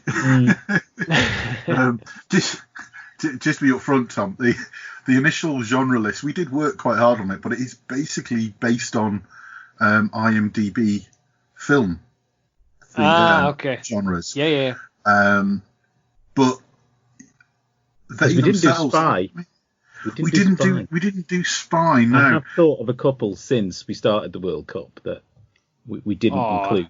I think we got all the major ones. If we were to chop some off, it might have been things like TV film, TV adaptation, and I'd possibly even say wouldn't zombie and post-apocalypse might roll up into one.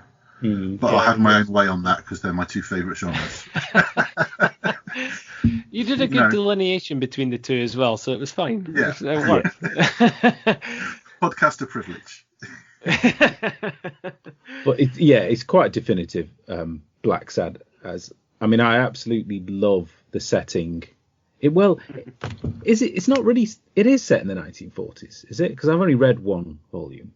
Because some of the street scenes are quite modern. I think it's I say 40s, 50s because Yes. later on it goes into basically Project Manhattan area sort of thing. It's like nuclear arms race. So Kiss Me Deadly kind of Mike Hammer kind of. Yeah.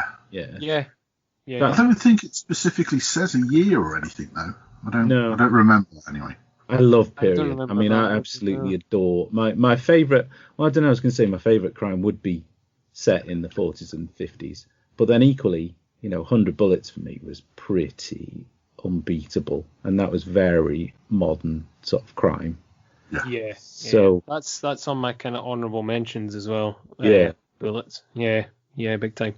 And again, when you mention, I remember it's a big old, it's about what, how many volumes is it? Is it 13? Something like that? 13 trade paperback. So I can't remember now. If somebody told me what it was about, I'd be hard pressed to recall, the general arc. You say, well, as a guy turns up, he's got 100 bullets with him. It's like, I remember being absolutely immersed in it and absolutely loving it. And at the time, it was, absolutely diamond sharp.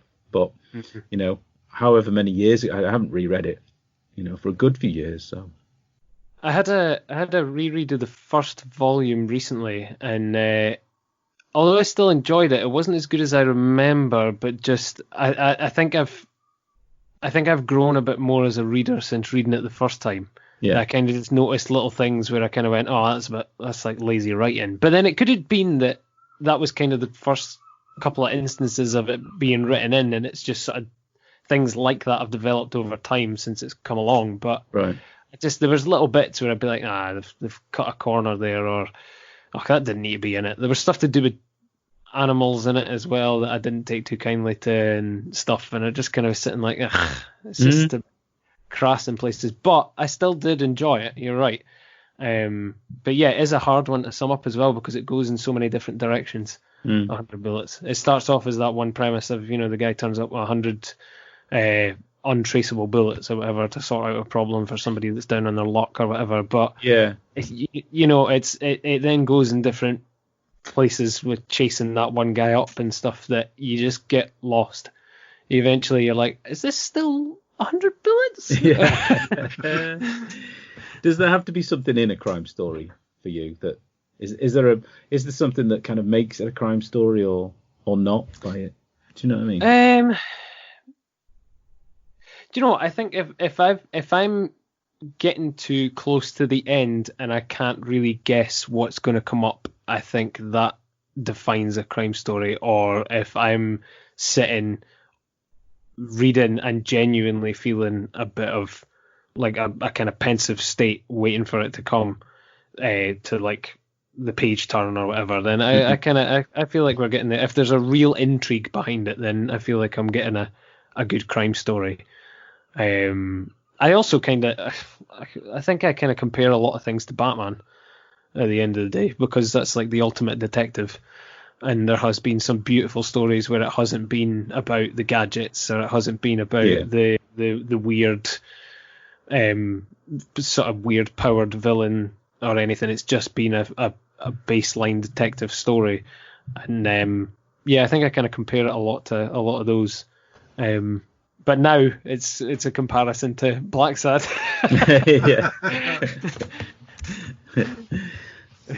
Yeah, completely.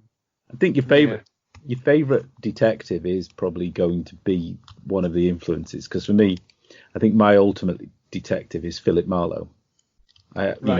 Which is is the archetype of Black Sad. It's that lone knight on the mean streets, the person who's going to stick up for what he believes in, regardless of who hits him round the head or who tries to buy him off or tries to seduce him. He knows his own mind and he knows what he's going to do regardless. So that fits Black Sad and Batman to a certain extent. I think I like my hero to be determined and unshakable. I'm not a big. I like a rogue in a story that is a rogue, but I do want my detective to be pretty unshakable at the end of the day, and not be somebody that you can get questionable or slightly shady behaviour from. I think that's how. Exactly. I think if they do sort of go off the beaten path, if there's a justifiable reason for it, which it seems to happen a lot in Batman stories. He'll do something that you're like, oh, and then it'll kind of get brought around later on, where you're sitting going, all right, okay, that makes sense. I get why he had to do that. There was no other way around that. That's fine. But yeah, like you say, if it just gets to the point where you're going, well, they're not really a hero now. They're now just going out of the way to be one of the crooks, but we're having to root for them. Then it becomes less of a crime. It becomes less of a crime story, and it gets more orientated on just becoming a straight up gangster tale or something like that. That Parker, isn't it? You're rooting for him, but in a different way. Yes. But you're not necessarily, you kind of not going to be as worried about his safety as you would be a detective that's doing the right thing. I think there's always a difference for me. It's like you kind of, as well as hoping he gets the money back, you're thinking, well, equally, this is some terrible behaviour he's doing. So if he does end up getting killed, I'm not going to be that bothered. as opposed to somebody who's doing the right thing that gets killed. It's a lot more tragic. So that kind of tragedy is missing sometimes from a story once they switch the emphasis. I think that's you root for a villain, but not in the same way as you root for a hero. Mm-hmm. Yeah, cool. So we mentioned Batman. We mentioned Black Sad. Yes. Do you know what? I had another DC book specifically, and also the fact that I do remember that it's DC Detective Comics, so they were going to be high on the list for crime. I did have that on. I did have Identity Crisis by Brad Meltzer, the sort of the JLA story where Ralph Dibny, the elongated man's wife, is killed, and they're having to figure out who done it. And there isn't a lot of superpowers per se within it. There is elements, and there is things that they use throughout it that are more powered or supernatural. But it was at the baseline of it. It was just a sort of crime. It's a very crime noir story throughout Identity Crisis. But I kind of sacked that off in a way when I thought about the whole kind of a cheat, but the whole back catalogue of crime and mystery and thriller stories that come from Europe Comics. I mean, they've got hundreds of them. I mean, because they take a lot of back catalogues from other European publishing companies and just put them up as digital books. So you've got like 13, A Hell of an Innocent, Maggie Garrison, Tyler Cross, the Detection Club, Anastasia, World Book of Records, Rick Hochet, like really big sort of bigger European titles, but they are all crime stories through and through. World Book of Records was a really good one. It's sort of comedy, and somebody's coming to get the world record taker, and he's trying to figure out who it is, and he's burnt down buildings and killed people, and it's great. But 13 as well. I read that years ago, and Nando keeps telling me to revisit it. Have you folks ever read that? That's that X111. I did read the first book a while ago, but I didn't. There's a few volumes, isn't there? But I can't remember a lot of it. I remember enjoying it. I can't remember a lot about it. There was a lot of interest after they did a game for like the Nintendo or something at one point, GameCube or something. But they did a game of it, and that sort of piqued a lot of people's interest back into the series again. But yeah, Europe Comics sort of back catalogue of crime books. To show that there's an endless amount shows that there's still an interest and there's still a market there, but there's also a hell of a lot of good storytelling. Especially, like I say, in the European market. It seems to be a genre that does really well in the European market. Not so much maybe these days in an American market. You're not getting a straight Batman or sort of detective comics title that really follows that route. It's all about other planets and other worlds and the sort of heavy metal storylines and whatnot now. But the European market seems to still focus and still be dead set on the sort of crime thriller mystery genre.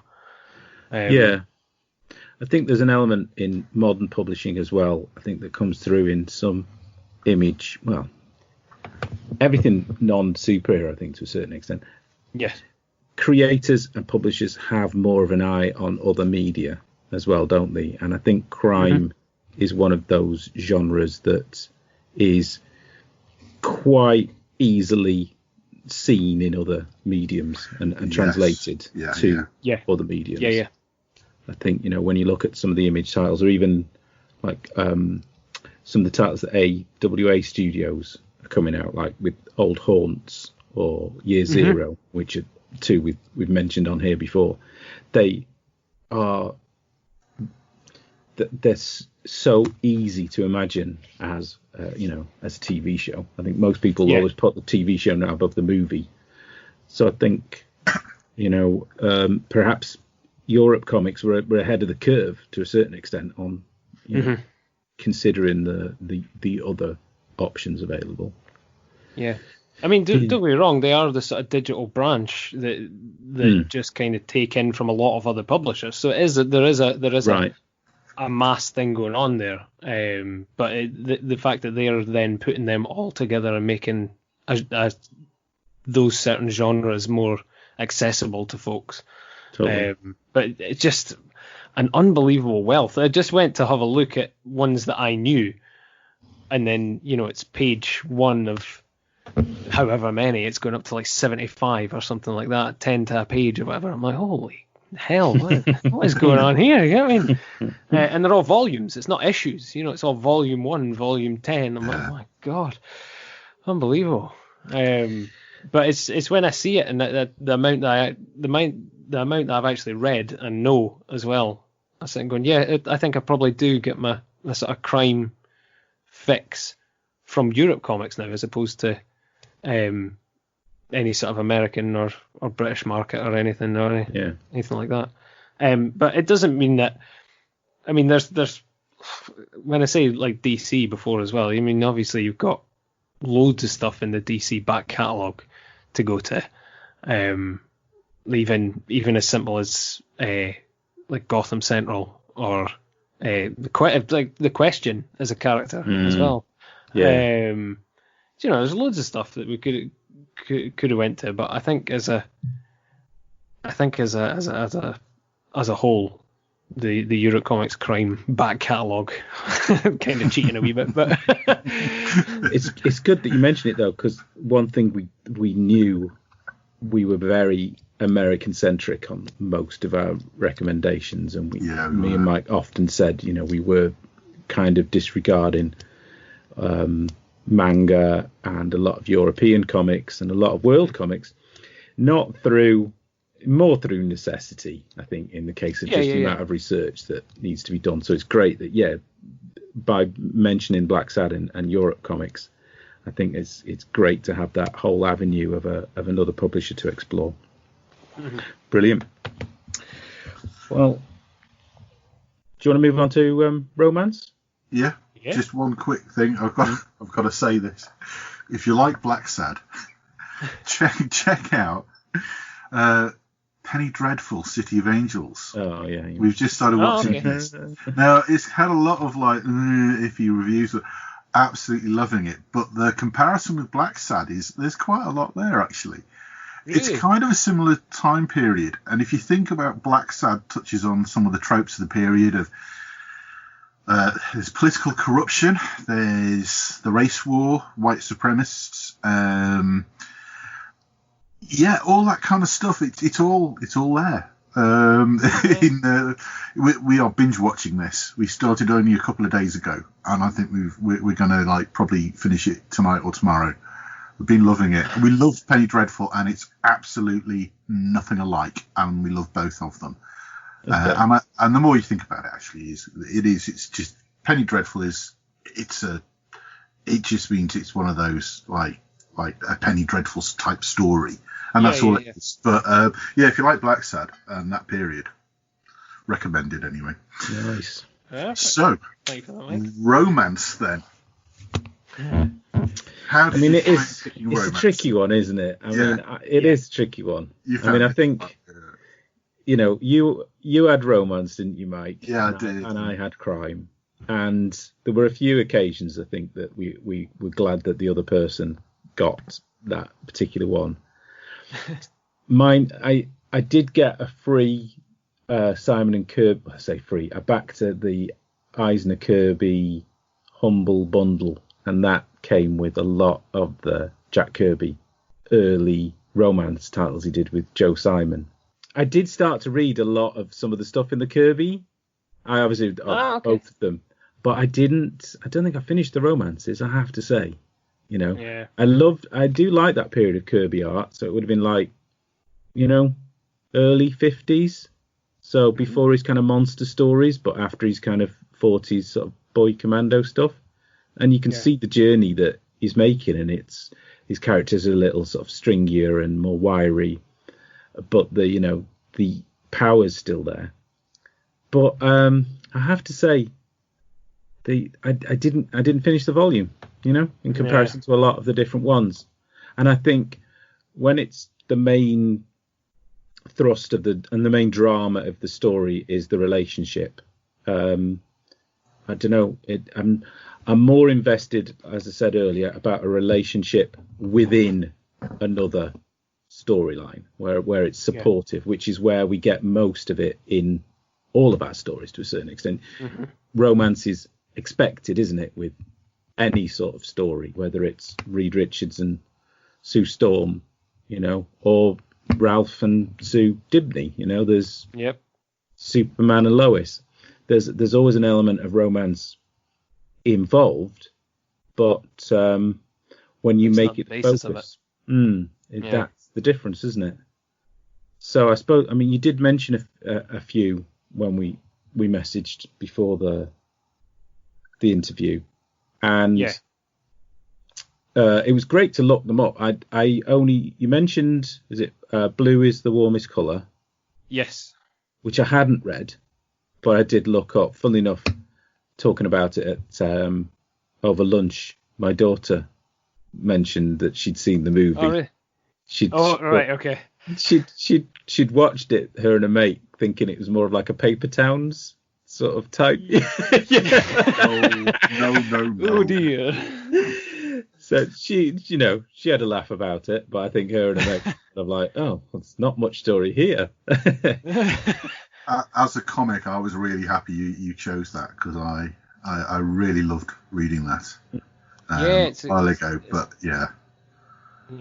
it's a great one, and it's funny you mentioned the film, because the film is so different from the comic. I mean, it's got the same kind of characters and the same kind of characteristics throughout.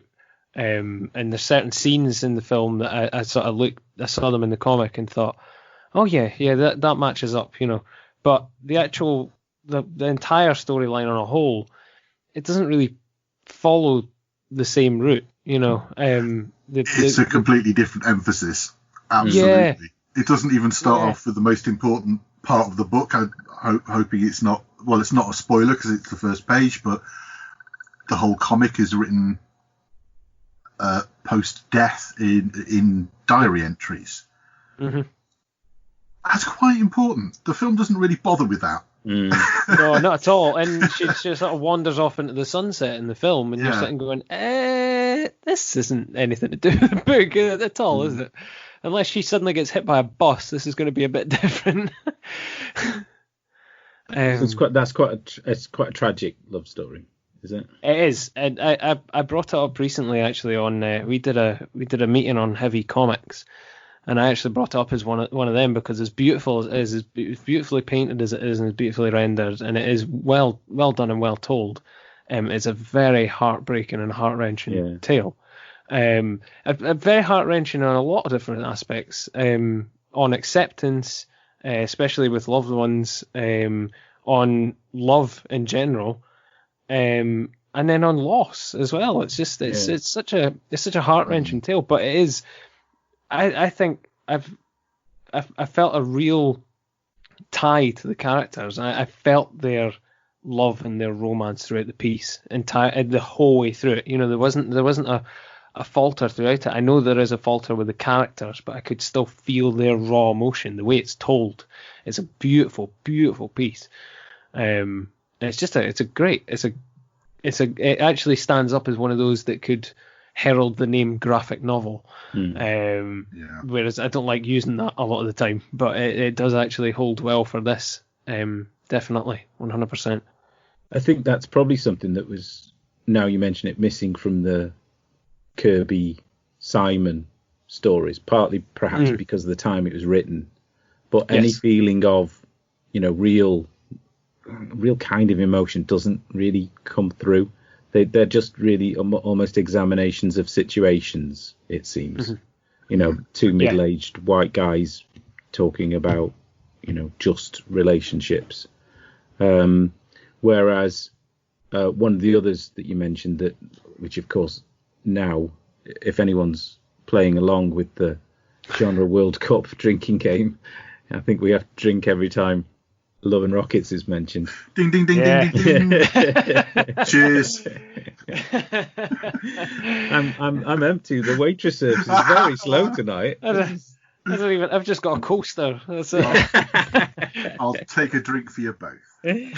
But that's certainly something that, you know, the real depth of emotion in a relationship is felt in that comic, whether it is tragic or unfulfilled or sometimes spiteful or, you know, funny.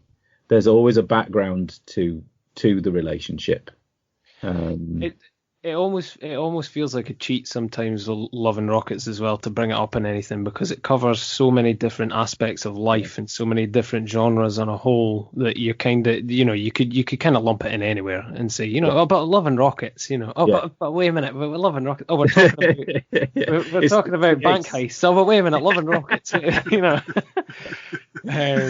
Totally. It's just, it's such a well-rounded, well-crafted piece overall that I think Jaime and Gilbert really do a great, and Mario do a really great job of, the brothers Hernandez do a really great job of just crafting a well-told emotional tale throughout. That it's very hard to beat, and it like I say, it is a big cheat to shove it in there, because almost as soon as it's said, you kind of have to go, well, that wins it, doesn't it? You got beautifully done illustration, well told story. It's still going. You know, it's a thing that can muster through any time. It can hold up as well. You can go back to the first issues of Love and Rockets, and they're still as relevant today as they ever were. Totally. It's absolutely beautiful. But there's loads of love stories throughout it. Yeah. There's loads, isn't there? Just one or two. No, there's too many to even attempt. Yeah. Totally. And different relationships between different characters, you know, because you got Maggie and Ray, and you got Maggie and Hopi. You've got, you know, Penny and H.R. Costigan and Rand Race, and I like it when there's relationships and there isn't any love anymore. Yeah. And then the love comes back, and I think that's just as interesting sometimes. Totally. Almost an anti-love story, yeah. Yeah, totally. No, I mean, it is. I think it shows almost, because you wouldn't call it a romance book either, but it's an example of what you want from a love story when it does appear. Yeah. You want it to have consequences or depth or some such. But yeah, and we come across this problem a lot, really.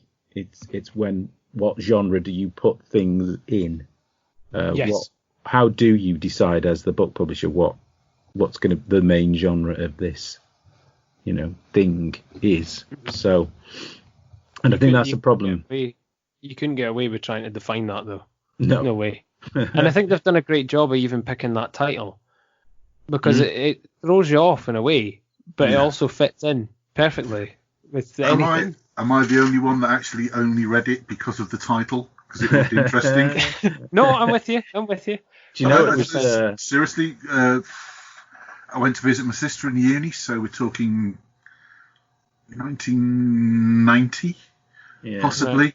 And there was a comic shop there, and I picked up Love and Rockets the first time I picked up a Deadline. Yeah, no. And again, Deadline was sold to me on the cover, because Tank Girl was on the cover. I had no idea. I just thought I loved the artwork. It looked cool. And Love and Rockets was right next to it on the stand, and that was my first Love and Rockets as well. Fair enough. Wow. Even though it was black and white. I saw the title. I saw an ad in the back of. I had a book called The X-Men Companion, and it was all deep dives into Claremont, Byrne and Austin's run on the X-Men. It was published by Fantagraphics, so they had a load of ads at the back, and one of the ads was for Love and Rockets, and it was like a checkerboard of just the most bizarre set of characters you've ever seen. You had the sort of big-breasted, savage woman. You had the crazy-eyed, looked like kind of frightened businessman, gigantic worms, dinosaurs, spacemen, all drawn in. I think I've seen a similar kind of advert for. Yeah, I'll have to dig it out and post it. It's like that was my first, and it was like, this magazine looks absolutely bonkers but gorgeous. I mean, all of the panels were either Jaime, Gilbert, or Mario. Superb. And then the very first issue, just to absolutely nail it, I think it was 15. It had a Jaime cover, bright red background, and it was just a full headshot of Rena Titanon, the wrestler, but in her sort of revolutionary sort of days. So long, young with a kind of slicked hairdo. Man, I mean, it you couldn't take your eyes off it. Considering a shop full of comics, this one cover just sang from that indie shelf. It was absolutely, you couldn't not buy it. It was absolutely incredible. And I've got everything since, and it's outstanding. And cheers, Tom, for selecting the L word again, because we're going to get it in the neck, because we got savaged for once again yakking about Love and Rockets on Twitter. Yeah.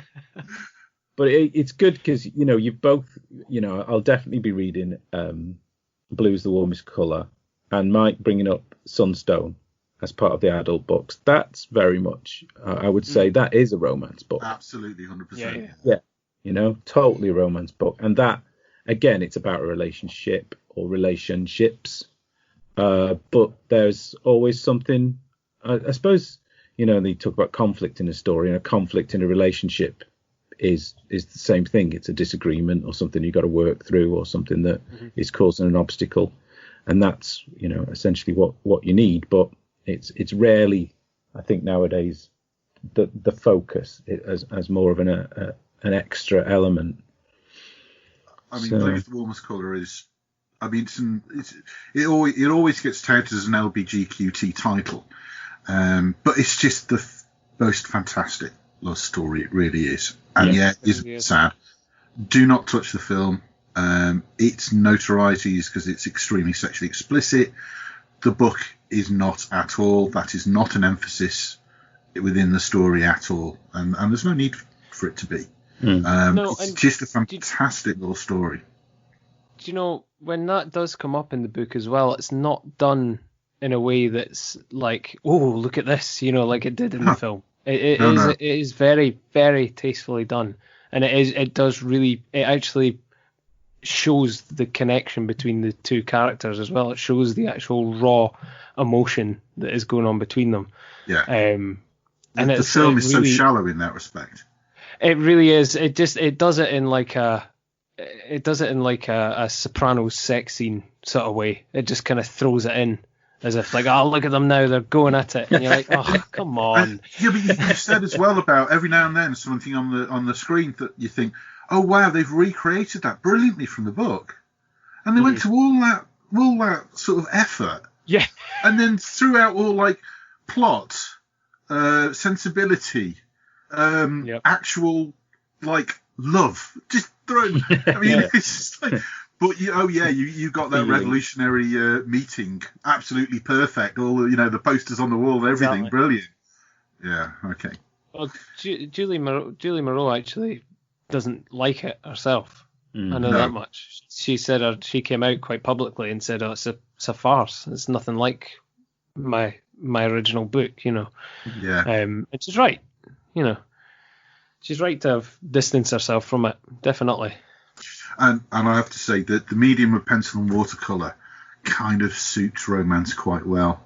It's soft, and I don't know, it brings out empathy, even, it helps that somehow. I don't know how. But it's good. Yeah, soft focus almost in comic terms, isn't it? There was another one that you gave me and Pete pre-warning about. And I think, if I'm right in saying, you had to look it up as well. And I'm so glad we did The Sculptor. Oh, yeah. Thank you for that, Tom. McLeod. Yeah, that's quite all right. I have a quite a relationship with this book in that I defend it wherever I can, because it kind of, when it first came out, it kind of appealed to that market of like the upmarket graphic novel reader from The Guardian or something like that, and I think it was taken. There was a Guardian review for it. Yeah. Well, that's the thing. It got well regarded with that group, which is fine, but it kind of got panned by a lot of comic fans because it was Scott McCloud, and they sort of looked down upon it as if like, how dare you pander to that market, sort of thing. And I thought, no. I'm gonna come out here and say no. He's done something. He's done a story justice here. I've read it through again recently. Okay, there's bits that are a bit shaky. There's bits between sort of the way the girl speaks now. You kind of go, hasn't dated quite so well. But the rest of it's just amazing. Like it's ultimately at the end of the day, although it is a story of a man that's sort of chasing his dreams.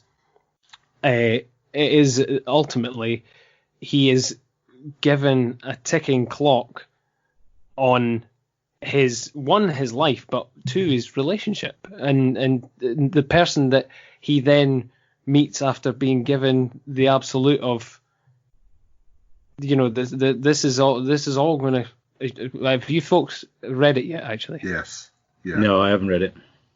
I kind of don't want to say too much, Pete, in case I come to it. I'm to put my fingers in my ears. Well, yeah, but likewise, we have to be careful for the audience. Yeah. You know what? It's a beautiful story, and it's beautifully told. There is a ticking clock element throughout it. Whether it's resolved or not, you'd really have to read it to see. But there's it's also just a beautifully done book by the man who wrote the book on how to make comics, and so when it comes down to it, you can see every element shaped and crafted beautifully on the page.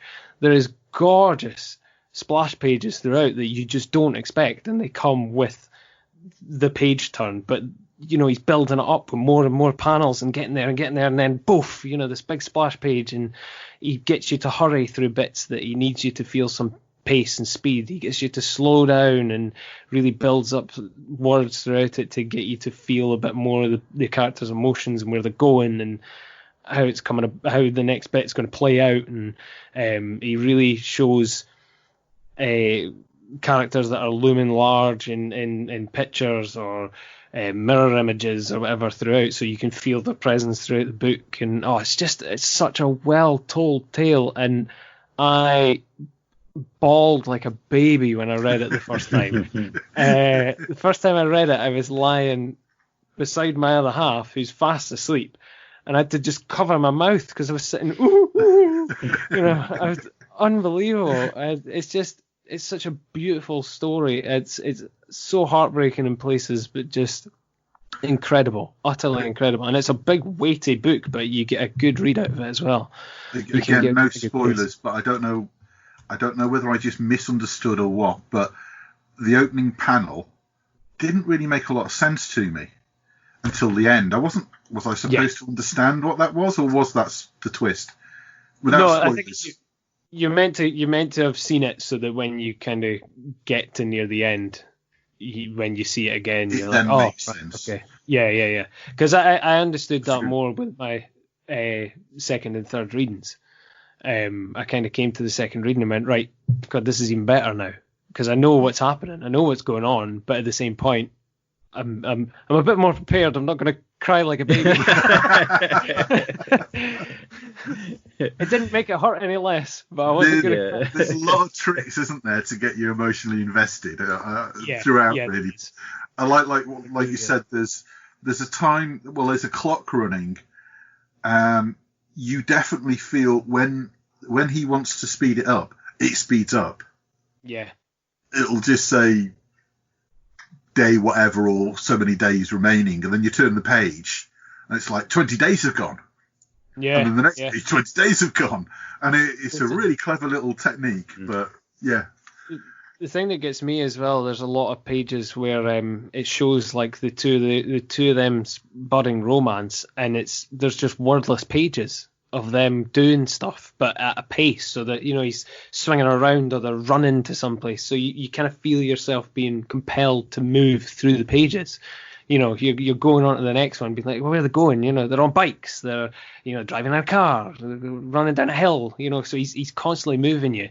And then if he needs you to suddenly hit a wall to get that hit of emotion, all of a sudden he'll just put somebody, you know, boof, a big splash page to be like, there's that person, there's their one line, bang, you're hit with it, you know, you're like, oh, unbelievable. But it's a complete emotional roller coaster, but that is romance encapsulated, I think, in that book. I didn't even see it coming. It'd been a book that he'd been working on for a long time, but for some odd reason I just seemed to have missed it. And then it was there in front of me. You know, it's, this new book from Scott McCloud. I'm like, oh, I'll have a look at this. Destroyed, floored. Brilliant. Well, I can't wait to read that then. Look at it. What a recommendation. Awesome. I've got some birthday money. Oh yeah. I do have like honourable mentions that I kind of put down as romances, but they're not necessarily romance books, that I felt worth mentioning, and why romance kind of tides me over a bit more, is Maya and Rob from Maya and Rob from Rassle, Jeff Smith's Rassle. Oh yeah. Swamp Thing and Abigail Arcane. Mm-hmm. I actually have a book downstairs, a hardbound book, that's The Story of Sex from Apes to Robots, which has a lot of love stories throughout it. It's actually it's not as filthy as it sounds, but it's actually a really good one, and it goes into a lot of myths and legends and stuff with a lot of sort of love stories throughout it as well. There's the obvious Archie as well, the endless love triangle of Archie. You'd mentioned Spider-Man and Lois Lane, but there's also Mr. Miracle and Big Barda. Yeah. And Spider-Man and Gwen Stacy, or Mary Jane, whatever one you want to kind of gravitate towards, whatever period you prefer. Mm-hmm. And Mary Jane. Yeah, definitely. One More Day always kills me every time I read that bit. But there is one that I think gets overlooked a lot, and it's because it's in the Beano, and it's a kind of ditzy, stupid slapstick one. But it's a strip called Crazy for Daisy that I found out today actually debuted on my birthday in 1997, 14th of June. And it's, let me just get the names right. I think his name's Edgar or Errol. I can't remember. Ernest Valentine. Ernest Valentine is always chasing Daisy. And it's just kind of these stupid. It started off as these stupid tales in the Beano, where he was kind of just get the ways that he could get shunned from Daisy every time and get slapped down. But as the 2000s kind of moved on and were brought in a sort of new era, it got more slapstick. Beano kind of got more slapstick, to be fair, but it got more slapstick, and he would always get like knocked out by somebody or thrown from a high height or something like that every time he got rejected. But that one was great, and it got decommissioned. But I think if I remember rightly, it always appears in their annuals and whatnot every year. They kind of bring it back, or if they're doing like a special, they always bring it back. But crazy for Daisy. I do. That's one that I think still stands as like an actual a sort of classic romance in a way. It still comes out, you know. Oh, that sounds yeah. good. I'll look that up. Sorry, I just kind of bogged down with honourable mentions, but I sat looking at them like going, I can't not mention them. Yeah, totally. I kind of have a bit of a super pick for both categories. Oh. And that's The Watchmen. I think it's a superb crime book. Really, when you think about Rorschach's investigation from the very beginning, absolutely Pop Noir crime. And I have to say, I've always loved the kind of relationship between Dan and Laurie and how that built up. Yeah. The bit when she's just round there the first time and he wanders down into the basement and shows her the night owl and the costumes, and she's asking about her mother and all that kind of stuff. I just think that's... I've always got a soft spot for the romance part of Watchmen. Yes. Yeah. And the way that they kind of are two people from similar jobs or backgrounds to a certain extent. They understand each other's problems and they're who they need at that point. Yeah. No, you're right. Yeah, it's very good. Yeah.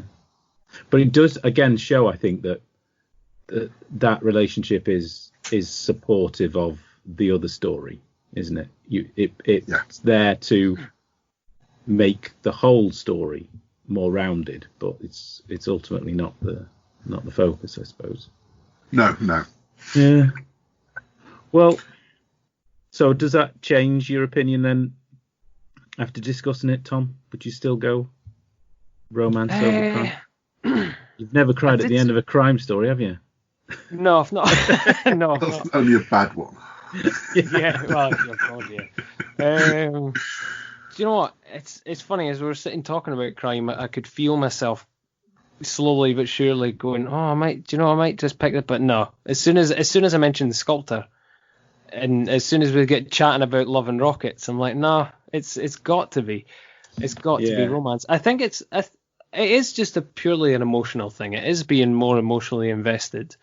I mean, I do, like I say, a good crime story is defined by getting that pensive state. So it is getting an emotion. It is getting some sort of feeling going, and I've got to really feel something to really sort of dedicate any time to it and class it as a good crime book. But no, romance has got me. I'm a soppy git.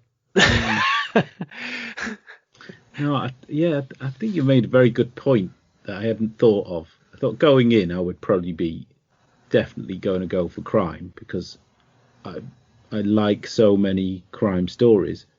But when I think of certain love stories, relationships, or even scenes from comics, lots of them are, emotional, romantic scenes. Right. Passionate, like you mentioned, Alec and Abby in Swamp Thing, and even for me, Bruce Jones when he was writing Kazar. I loved Kazar, but at the heart of that story was actually the relationship between him and Shana the She-Devil, and the whole thing was a very turbulent sort of investigation about how these two people kind of, you've got to be in a relationship because you're the only two, modern people in this savage land. But they were constantly, falling out or finding other potential partners and then going back to each other and then not being happy they'd come back to each other. So I think, romance is more integral to a certain extent than crime. It's in more stories, and it's it's more of a miss when it's not there. I think another thing I'm sitting digging through my memory there. One of the standout aspects that even sort of one of the things that sort of really stood out in Black Sad was when he stands somebody up at one point, and there's a thing going throughout it where he's really trying to make an effort with one woman, and there's a real romantic element through that, and I'm sitting going, well, that's still a romance element in this massive crime noir story. I'm like, come on. Just as you were saying it there, I'm going, oh wait a minute, that's not even the basis of the actual main genre, but it's still a romantic element that really stood out within that one story. So yeah, you can end up remembering that bit more than the rest of it sometimes, can't you? Yeah. See, I struggled, I think, when I first took on the romance genre for the World Cup, because I didn't think I read romance comics. Yeah. And then I realised I absolutely do. And I think what a lot of them were that I realised that were just absolutely that's just solid romance. I always filed it in my mind as sort of like, that's an indie comic. That's a quirky comic. That's off to one side. That's kind of like you put it before, your Guardian readership graphic novel. But I just kind of filed it to one side without thinking, no, actually, and it did convert me. And I read a lot after I did that, and I did a bit of research. I read around a lot. I'd forgotten about Blue's Warmest Colours, and I know how much I loved that the first time I read it. The Sculptor is a brand new one I've only read because of you, and I absolutely loved that as well. But I think I got converted when I did it in playoffs, to be honest. It's fast become one of those, like, I need to, they're not quirky, just call it what it is. It's a romance graphic novel and be proud. Yeah.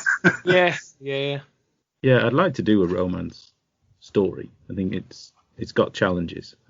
Yeah. I think so. Very much so. So have we just all voted for romance? I think so.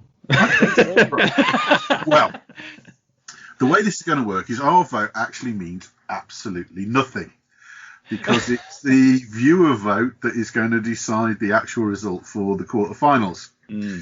So, after this episode goes out, there will be on the @ComicArtFestPod Twitter account, there will be a poll, and we're asking you to vote, but also leave your best example in the comments. Say what you thought your favourite was.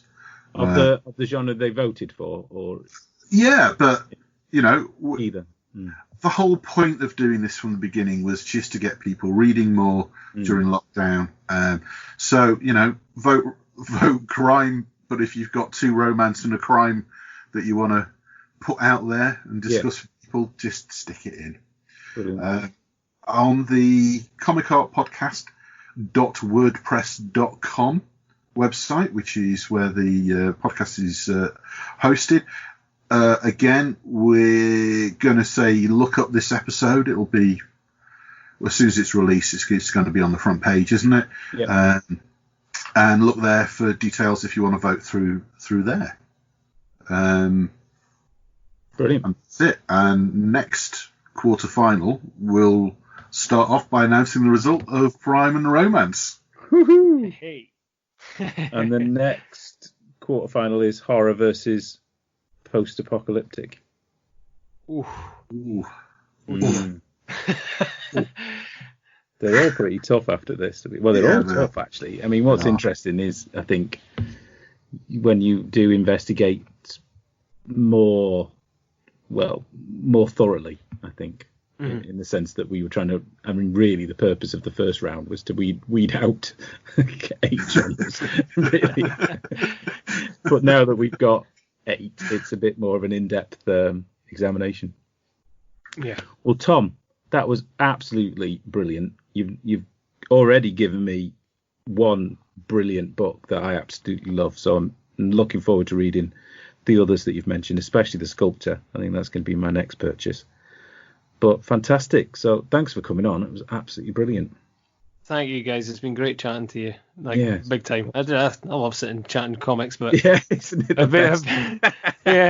But I've been looking forward to this big time because I knew we could just have a proper nerd out with it. It's great.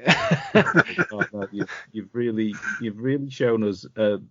It's exactly what we hoped it to be. Really, is having every different view has made us look at a genre differently, and great recommendations. So.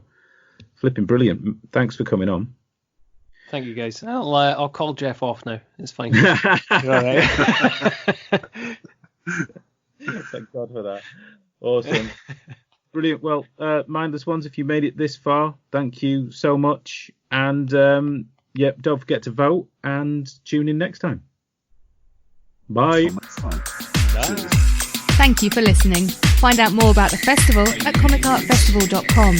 Find out more about the show and how to contact us at comicartpodcast.uk. Find us on Twitter, Facebook and Instagram. Music composed by Pop Noir.